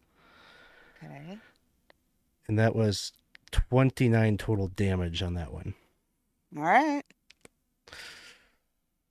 So strong. You're so strong, wizard. You're so strong. You're so tough. My armor class sucks, but I'm a little hardy. not feeling very hardy right now. I could do some with some aloe vera hugs. Zilloff, at this point, you definitely know that danger is above you. Danger. And you would have heard the big boom from the thunder wave too. So Yeah, definitely. I guess I'm gonna try to move. There we go. All right, full movement. So I'll do another 70. So I move past the web. 40 away from. Am I 40 away? Let's see. You were 50. Were you 50 or? I was 110 away originally, but I think You're right where I am. You're 20 feet above the web. 20. Okay, yeah, 20 feet above the web. Okay, so then you would be currently 100 feet away from Cerebella. Yep. Okay, sounds good. That's the end of my turn. Clack. Whoa, thanks for the jams, man! I believe I was 90 feet away, so I'll use my dash to make the rest of that distance. And So, just to re-update some numbers, Cerebella was pulled 60 feet up, so it'd be 150 feet away from Cerebella. Oh. Okay. I'm still going 90. So 90 up, and then you would be 60 feet away from her at the end of your turn. Correct. how long does Sanctuary last, Black? 1 minute. Because does it last a minute? I don't know how long we'd been flying before that. 1 minute. Okay. We'll say we'll just kind of hand wave that It probably would have factors. hit me either way, like because he just took 2 hits on me, Well, right? you attacked too, So- right? You attacked as well, right? So that would end it. And that too, yeah. So Oh, that's true. Okay, so then it's done. Thank you. Yeah. No worries. It was just in case. Well, I tried. it might have been helpful if I, Yeah. Okay. I was sorry. I was double checking to see if I had any bonus actiony things that I could do, and I do not. So just the 90 feet is all I'm doing. Sounds good. That'll bring us to Baldwin. I'll see what's his face, Zilloff, come next to me, and I will just completely leave him in the dust as I move up 70 plus feet. Hasted action dash to get up to the platform where I assume they all are at. See this horrible, nightmarish creature that's probably something out of Resident Evil by the little fleshy mouth things. Mm-hmm. I will get up in its grill and fire twice. Don't worry, Cerebella, I'm here. I got it. That's Yeah, it fucking really hurts. That's really hurts. gross. Mm-hmm. It's gross. Big shot, and I'll use my bonus action to mark. That is horrible looking. Look at Oh. that. Look at that No, I nasty don't. guy. I'm gonna close that out. Nope, it's gone now. Oh, look, the mojo's turning turn 2. I like it. Bam. 17? 17 hits. Excellent. God, why'd you make it bigger? Stop! How many did they have of this? They went all in on this. They love This is it. where They this is do. where the budget went. This will be Close. this will be force damage if it matters. Bam. 26. And I will shoot again. Sharpshooterishly.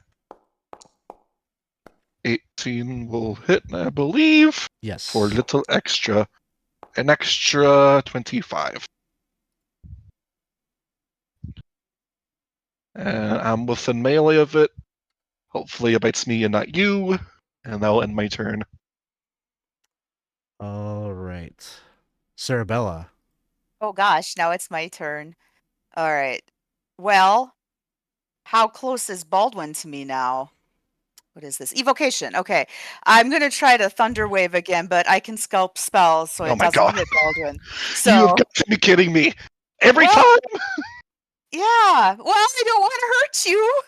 You're trying to help me. So, we're going to try this. Let's see what level. I'm going to do it at a higher level. So, let's see if I can choose 3rd level. Yeah, spell. All right, there. And you already rolled. Okay, Sorry, so yeah. yeah. So it saves by the same number as last time, but this does 8 thunder damage. Okay.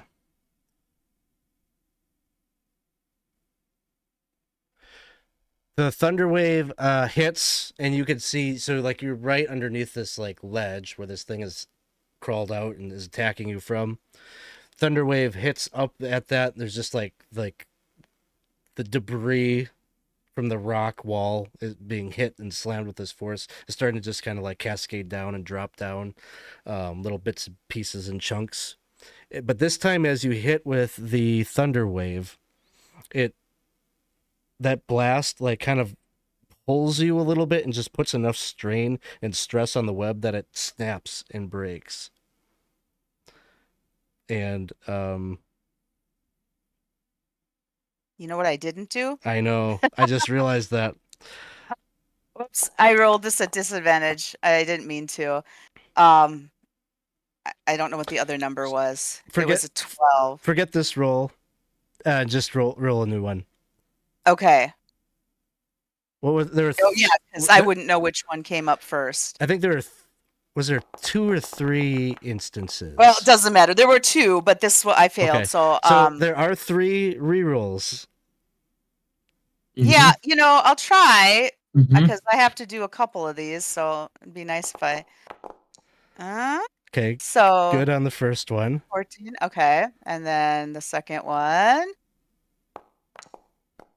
was Good. better. So, all right, yeah, because I did roll it the first time I got hit, but Okay. then I just got bit twice, and I forgot to roll those. So So I no wouldn't problem. immediately start to fall.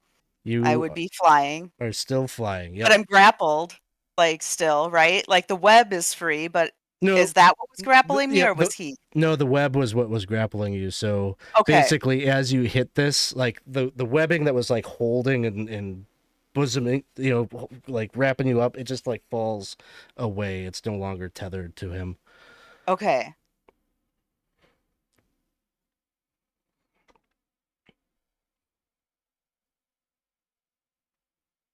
All right. Well, then, sorry, I forgot I was doing math. I don't know what I was doing there. So after I do the thunder wave, I am afraid to fly away because it's going to bite me and I'm going to die. That is fair. So I'm going to, I guess, just kind of stare it down. I don't know. Maybe. I don't know. Yeah. Sounds good. I just have to stand here. Yeah. Baz. You said I was 60 feet under the web, so if I dash and get up to the web, would I be able to see where the cocoon is? I would 60 feet would get me right to the web. Could I sort of You have dark vision, right? Yeah, you can see it. Okay, so I'm going to see that that's a thing, and if I could, sort of aim that way, but that's all I can do. I'm dashing. Sounds good. I'm at the web now. And Cerebella, did you fall at all, or are you still whatever I'm your still distance was? there. Okay, I I'm trying to didn't keep track of the fall. distances. Yeah. I didn't move. It is the Dark Weaver's turn.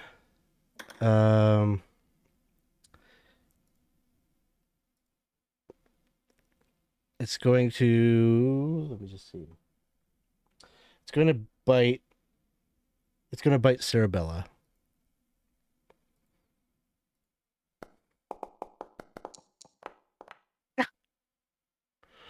I misses. Gotta use this DM reroll. Oh, Don't do it. what? Yeah. Do it. Us, please.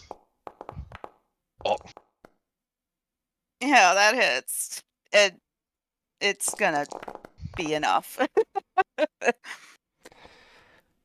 21 points off of the hit point maximum. All right. Its second attack is going to be the Shadow Web against Baldwin. Is it a ranged attack as I am in melee? Oh, you're in melee? Yeah, I'm right up in its face. Okay, he's going to bite you then. Excellent.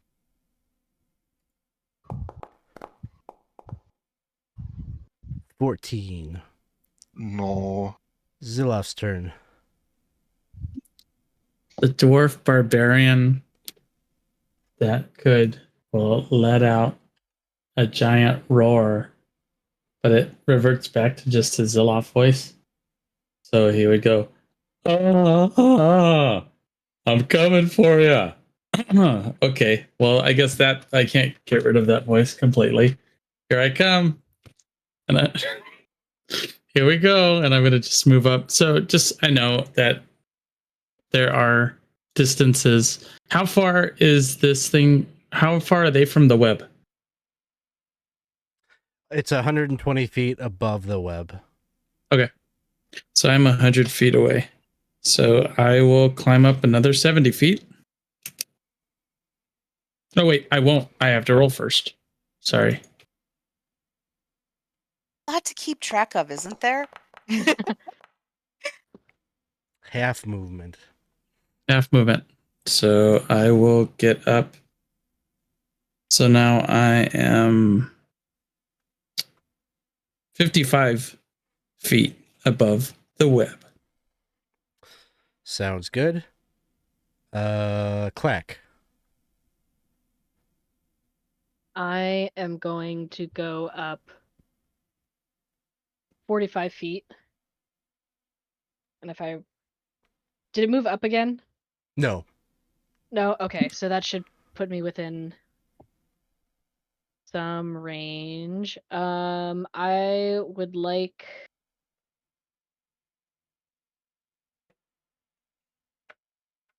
Because either way I won't be able to help Cerebella, so maybe I can help some other folks. Could I would like to cast Fairy Fire on it. Make it a little easier to hit.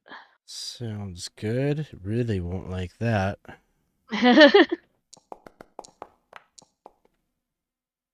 Oh, Mix that one. Oof. Save DC 17. dang. All right.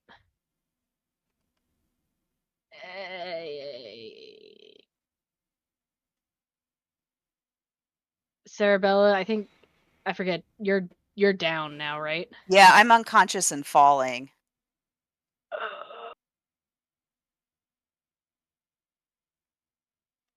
Yeah, that's not gonna help you. Okay. All right, that's it. Oh, that's right. You'd be falling. So you would have fallen and gotten caught by the web. Okay. Yeah, I wasn't sure if I start falling on my turn. Like I didn't know how that worked. So Yeah, we'll say but it has. it was my turn, I guess, when I went unconscious. So yeah. Yeah, just unfortunately, like the web is there and it catches you, and that's where your body gets stuck. Gotcha. I'm sorry. Can I retcon like me trying to move onto the web then instead of climbing all the way back up if I see that her body is there? Sure. Okay. Thank you. So we're done with Clack's turn.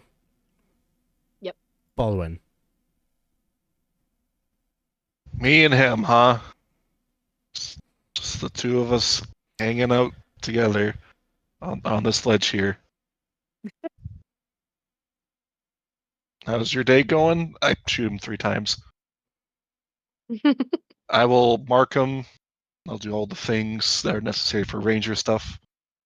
First one, 17 to hit. Hits. Second one, 21 to hit. Hits. Third one,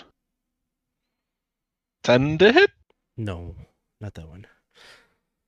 Unless you want to reroll. You got 2 rerolls. You know, I don't often take rerolls, but I think this one is acceptable. You should take the reroll. I'm sure I'll be forgiven in the future. Not sure what to be. Oh There yeah, we that's go. a good reroll. That's a good Wowie reroll. kazowie. All right, Good I'm for gonna just you. roll this all in the big thing. So roll. So you have to do 84 points of damage. We'll get there. So it's 3d12. Actually, it's 4d12 with the crit. Boop. Plus 1d8 plus 45.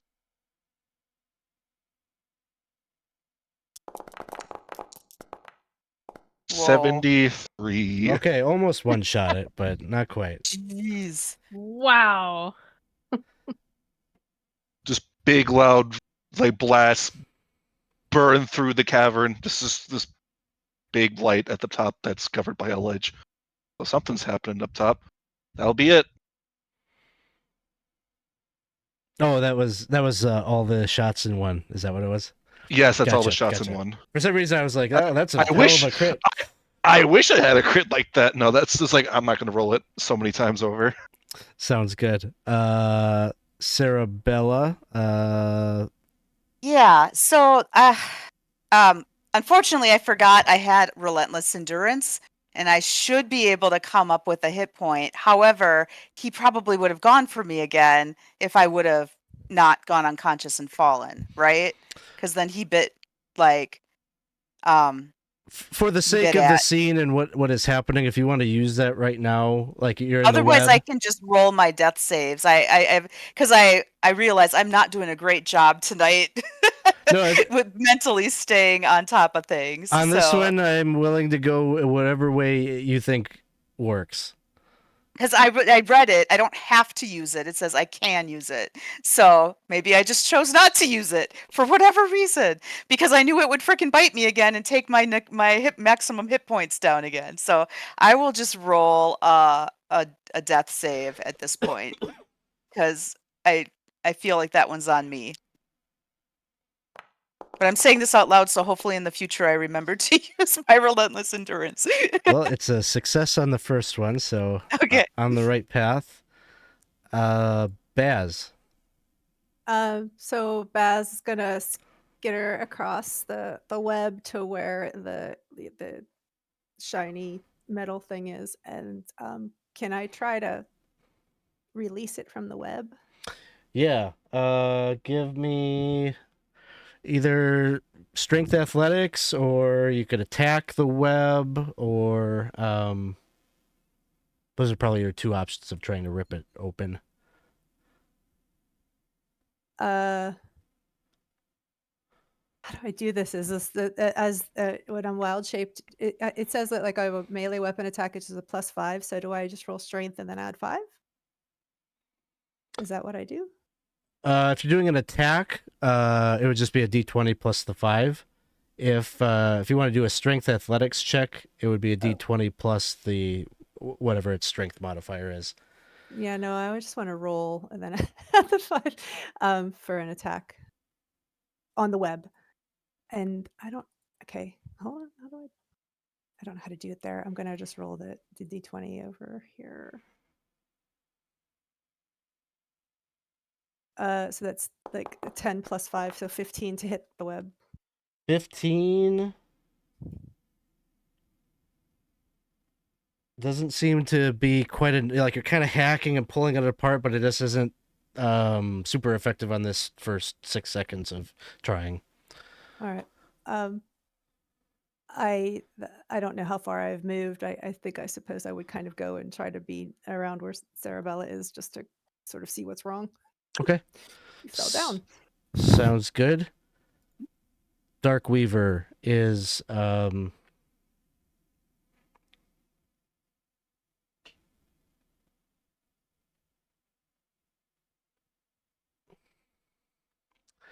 going to attack Baldwin.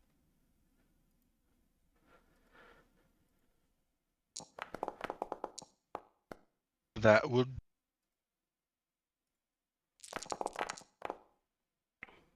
It is 23 total damage, 12 points off hit point maximum.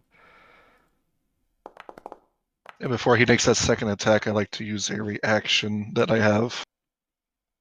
And that is that once I get hit, because I haven't been hit yet with this thing, the weapon shoots out a flare that comes up, and he needs to make a con save or be blinded. Radiant weapon. He's fine. The second attack was a 20. Hits.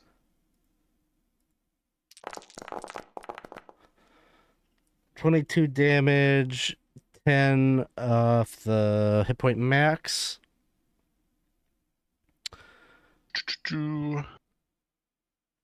And gotta make some saves. First one. I think haste will go down there. Unless I use a reroll. Yes, there is one Yeah. reroll. I think it's important we keep you going, Baldwin. I will use it. Boop. Whoa. Nope.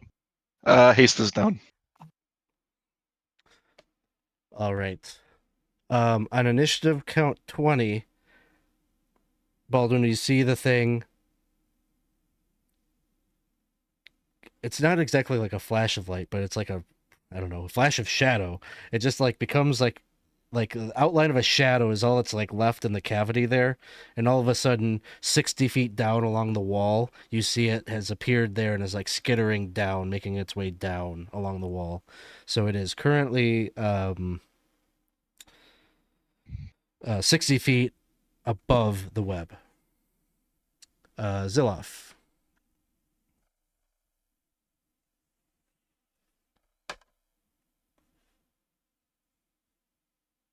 You are muted. 60 feet above the web. Okay. I am going to. I guess I'm going to. Yeah, this is what I'm going to do. We'll see if this works well or not. I move to the web, 60 feet above the web. I'm going to attempt to move up a bit.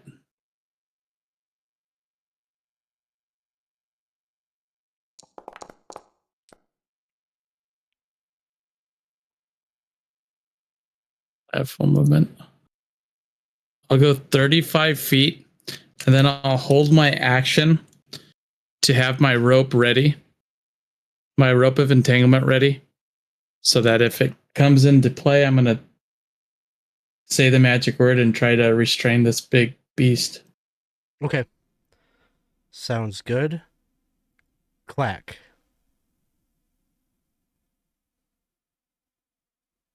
I'm just gonna unload on it. I'm gonna cast magic missile at 3rd level. Starting off strong. Starting off strong. There's one. I just gotta click the rest. Okay, so should be a total of 5, I think. Yeah, okay. So 1, 2, 3, 4, 5, 5, 5, 5, 15, 18 points total. That is one squished arachnid aberration that you just, the missiles just are cutting through that fleshy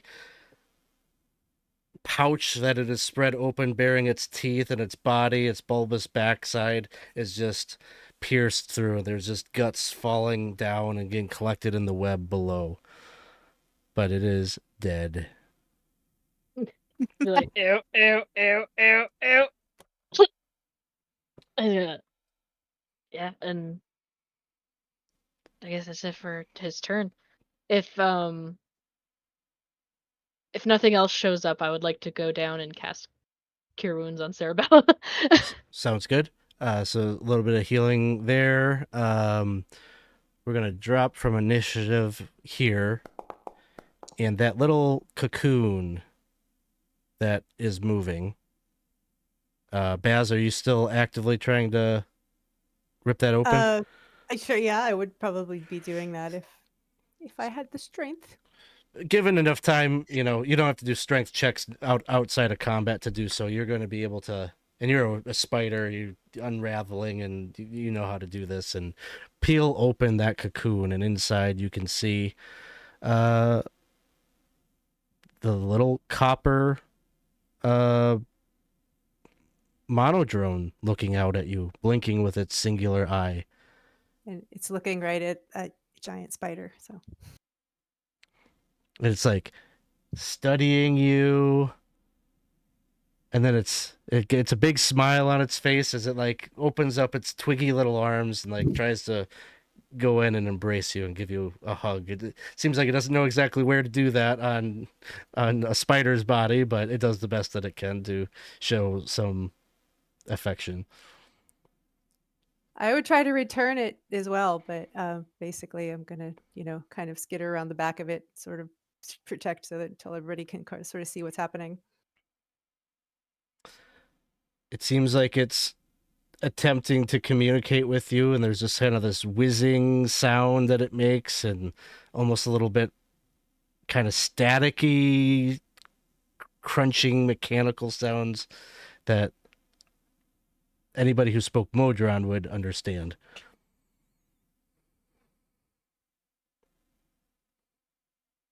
Can I? Is Clack down there? Are you down here? On the webbing, yes. Can I like go over to Clack and like gesture to the Mimir? Like, Oh yeah. And so he's gonna take out the Mimir and he's like, Mimir, translate what the Modrone is saying. And he's gonna hold it to the The mirror would just say that this one's name is Rome. It is a monodrone who is expressing joy and jubilation that you have finally found him. Oh. Clack's gonna do the same thing, show joy and jubilation. as this is going on, can I use spider sense to just see if there's anything else around that we don't see? Like if I'm standing on the web, can I sort of Sure. tap into the? Yes, you feel reasonably safe. All right. I'm gonna start going down. Sounds good. How about the rest of you? Does the group want to take Rome and head down to where the scholar is? I think so. Yes. Okay. So you return back down. We're just gonna fast forward to you returning. The scholar seems surprised that you dealt with that so quickly, but he says nonetheless he's glad you found your little friend, and he's sure that now you'll be seeking a way out of the spire. But he posits, the question is, where would you be intending to go? We gotta get those heroes out, right? Is that our next stop? I would think so. I will go back into regular Baz form and say, I would like to rest. I think our answer might back in a casino somewhere. I mean, we don't have to go directly into the casino. I mean, if Oh, we no, I want to go, understand that right? But part. yeah, but we do have to, like, that would be where we want to go, right? Like, close enough that we can get there. Aren't they hunting us there? I mean, they're hunting us everywhere. Yeah, but that's how we get the heroes. That's how we defeat and stop the process. We have to go back to the source. We can't just keep running. I will use my detect portals to see if there's anything nearby. And we will say yes, that there is one within, I think it's a mile or so. There's one within your radius that you, with reasonable effort, will be able to navigate to. And there's a portal that ways. When you detect those, do you know where they lead? Like, Nope, okay, just that they exist. gotcha.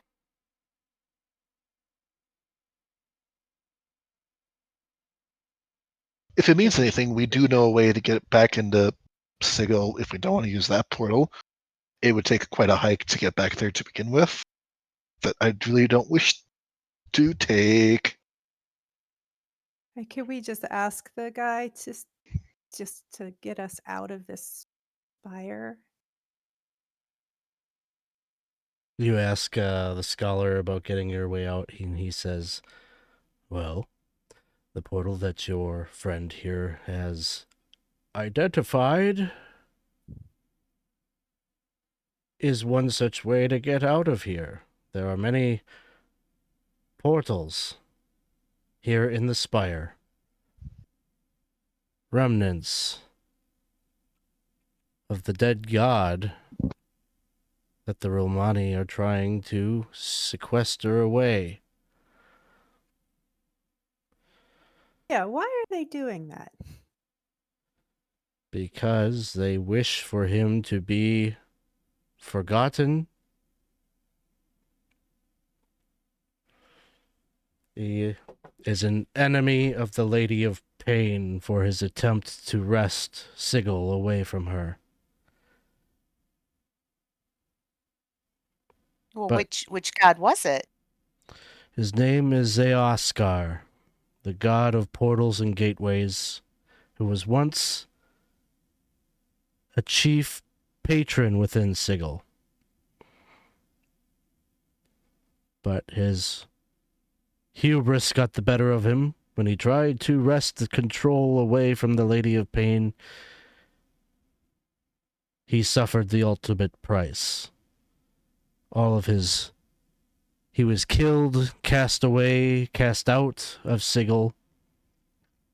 All of his temples destroyed, and his followers put to death. But a secret that not many know is that he still lives. The portals which you use to cross into various planes, inner or outer, are still fulfilled with his power. And he lives on each time they are used. Belief is sometimes more than just emotional energy into an idea. Sometimes the very act of doing an action is enough to sustain a god.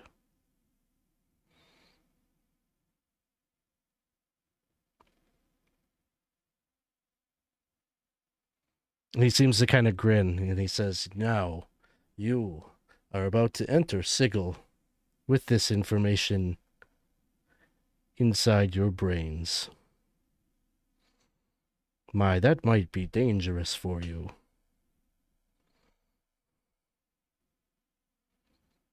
Any advice? He just laughs as he seemingly just did this to, again, mess with you and potentially put you in the crosshairs of the Lady of Pain.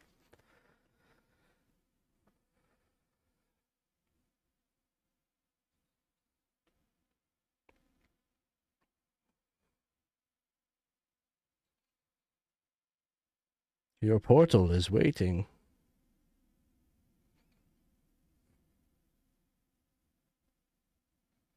Go.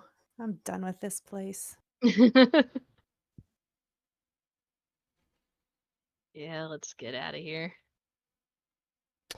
Lead on, Baldwin. Show us where to go. All right. To speed this along, a little bit of wandering about in the tunnels.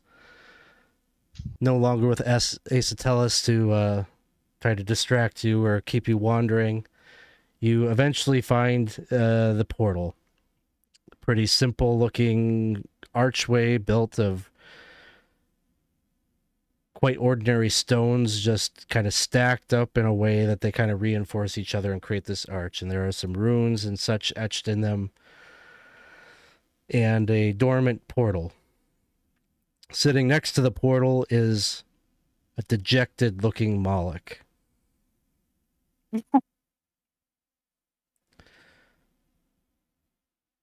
Yeah, it's you.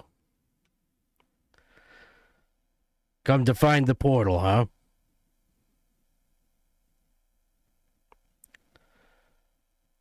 I was thinking about Yeah. taking it myself.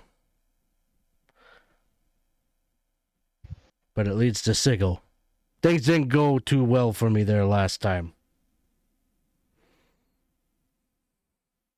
Oh yeah. Wish there are Is your that- grievances.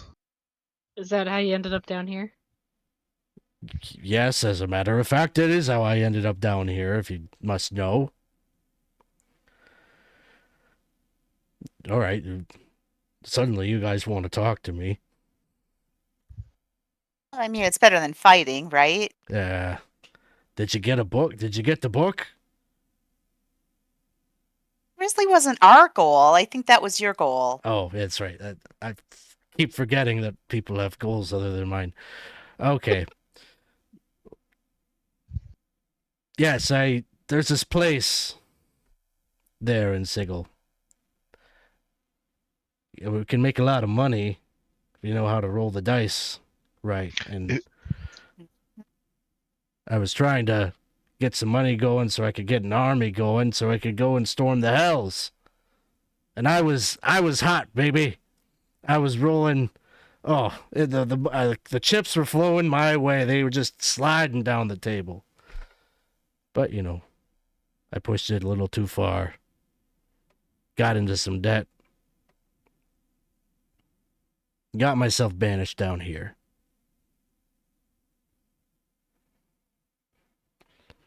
That was a while ago, though. You think, I could probably go through, huh? Yeah, Maybe. probably. I wonder if that casino is, an honest one. My guess is things are rigged for people to lose because we met that dragon. Remember, he lost a lot of money. Hmm. I don't think it's I I don't think I've think met things. many dragons, but yes, I think I remember which one you're talking about. The really sad one that gave you some That's right. drinks. Yeah, yeah. That's right. Yeah. The really sad white dragon. Mm-hmm. Winter's May, bite. yeah, Winter's that's bite. right. Winter's May, Bite. Maybe we need to get Mm. the word out that it's like it's a fraud. That whole Is it? casino. Is that Yeah. just every casino though? No, but this, like there's got to be This one a certain amount of chance especially. to win. This one is rigged. We got the tentacle.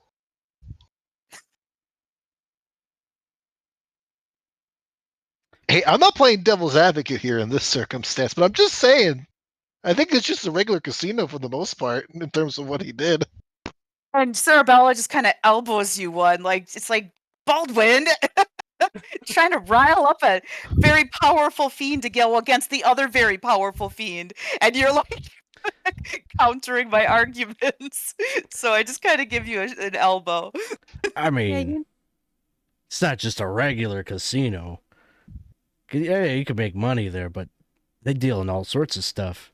The platinum rooms, you can wager souls, soul coins. Some of the more powerful fiends, they trade armies. Hey, do you know anything about anybody that's being kept prisoner there? Yeah, a lot of people on the slots. That's the worst spot. You get people parked in front of those, and it's just ka-ching, ka-ching, ka-ching. They're never leaving. I think he means a little more literal, kind of prison trapped kind of thing, not metaphoric. Hmm. Any rooms that you weren't allowed to enter, other than behind the tellers. Well, I was good while I had my platinum chip. I was able to go into the premium rooms. That's the high roller tables. But yeah, there was some rooms even there that I wasn't allowed into. I do have a platinum poker chip. Like this. This one rummaging in my bag. The one that you plucked off of Zephastopheles? Yep. Platinum poker chip from Fortune's favor. Oh! And you could see his eyes get big. Just like that one.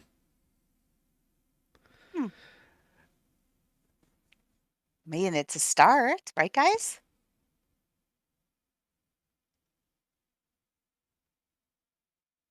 And some of us look different than before.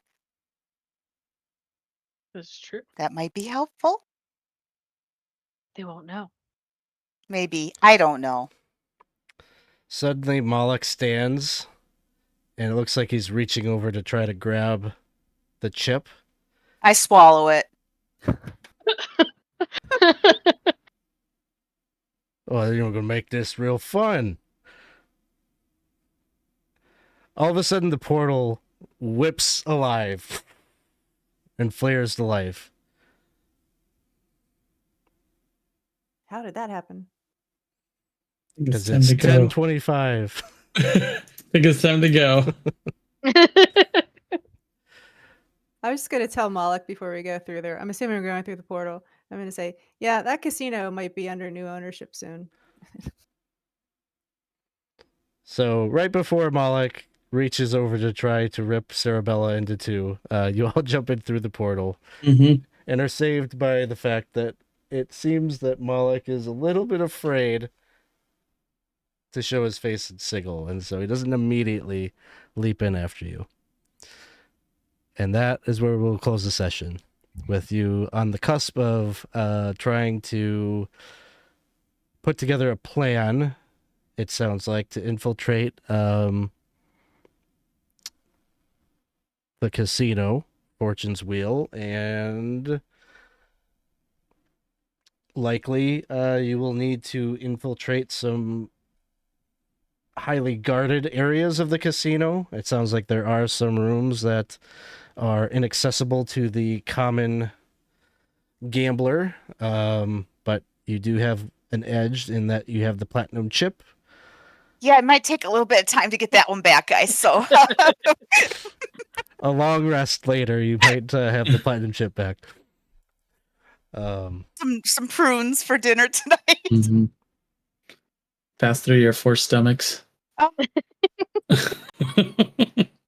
You know, I can fit through 1-inch spaces. Oh. Point of inspiration to Baldwin. Oh, I'll take it. Damn. All right. Well, that's the end of the session. Thanks for joining us on 20 Sides to Every Story. Baldwin poem? No. I haven't even wrote it yet. Oh! We haven't. Oh, working on it. It's all right. Well, you got time, because at the end of our session, we pay honor to the session by giving gratitude to our fellow players that added to the session, made it fun for us, and maybe highlight a moment or two that we really enjoyed. I think we all know who we need to highlight today.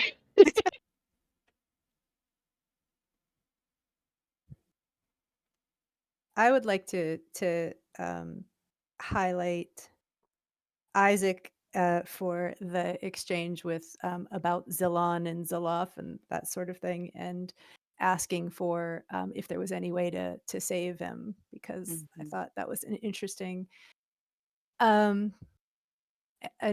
turn, just the sort of a realization that you're maybe not him actually. And then the how it went forward to like developing the idea of getting a wish. So.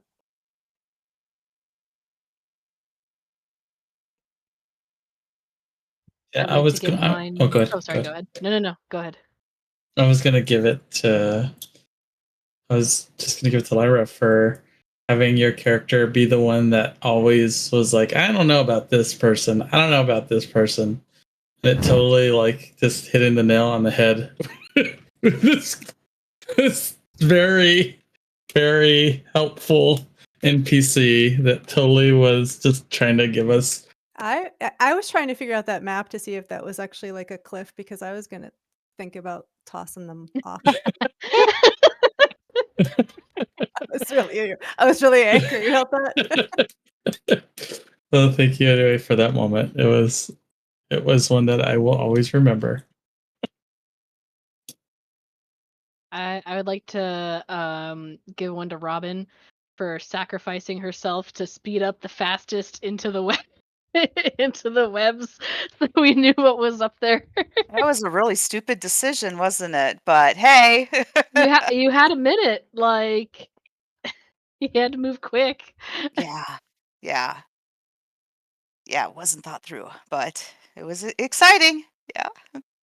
Well, and I will thank Dawson because there were many things that Baldwin did that, I don't know, kind of saved my bacon. Even just, I know it didn't eventually keep me conscious, but passing along the lantern and then being there and doing all the shooting and just, so I felt like, and even just helping me remember how certain spells work. So I really appreciate Dawson, all the help tonight. I will throw mine over towards Jenna because, one, for starters, thank you for, initiating us throwing hands with, Mr. Book Cover Fiend. Mhm. I Always almost fun. changed my mind. I tried I'm not glad. to. I'm glad that you fall enrolled yourself to do it. It's hard to be the first one. I wrote it down in my book too, like Jenna, yeah, that starts us off. I So hate it. And I hate I'll, it. I was just like, I'll also throw one over to Isaac for the second he started describing his other characters. Like, damn it, I was gonna do that, but I rolled super low. It's like he took my thing, but I appreciate it because I love it. That's the thing that I enjoyed about the session from everybody was just the little comments or the nods to characters. It was fun to like think about like, okay, who are they talking about right now? So that was a thing that I enjoyed that I'm sure the people watching this video are going to be like, I don't know what they're talking about. What they're talking about is past characters that they've played. Typically, I think a lot of them were characters from stream, but lots of fun. So thanks for playing. Thanks everyone for hanging out and watching and the re-rolls and all that good stuff.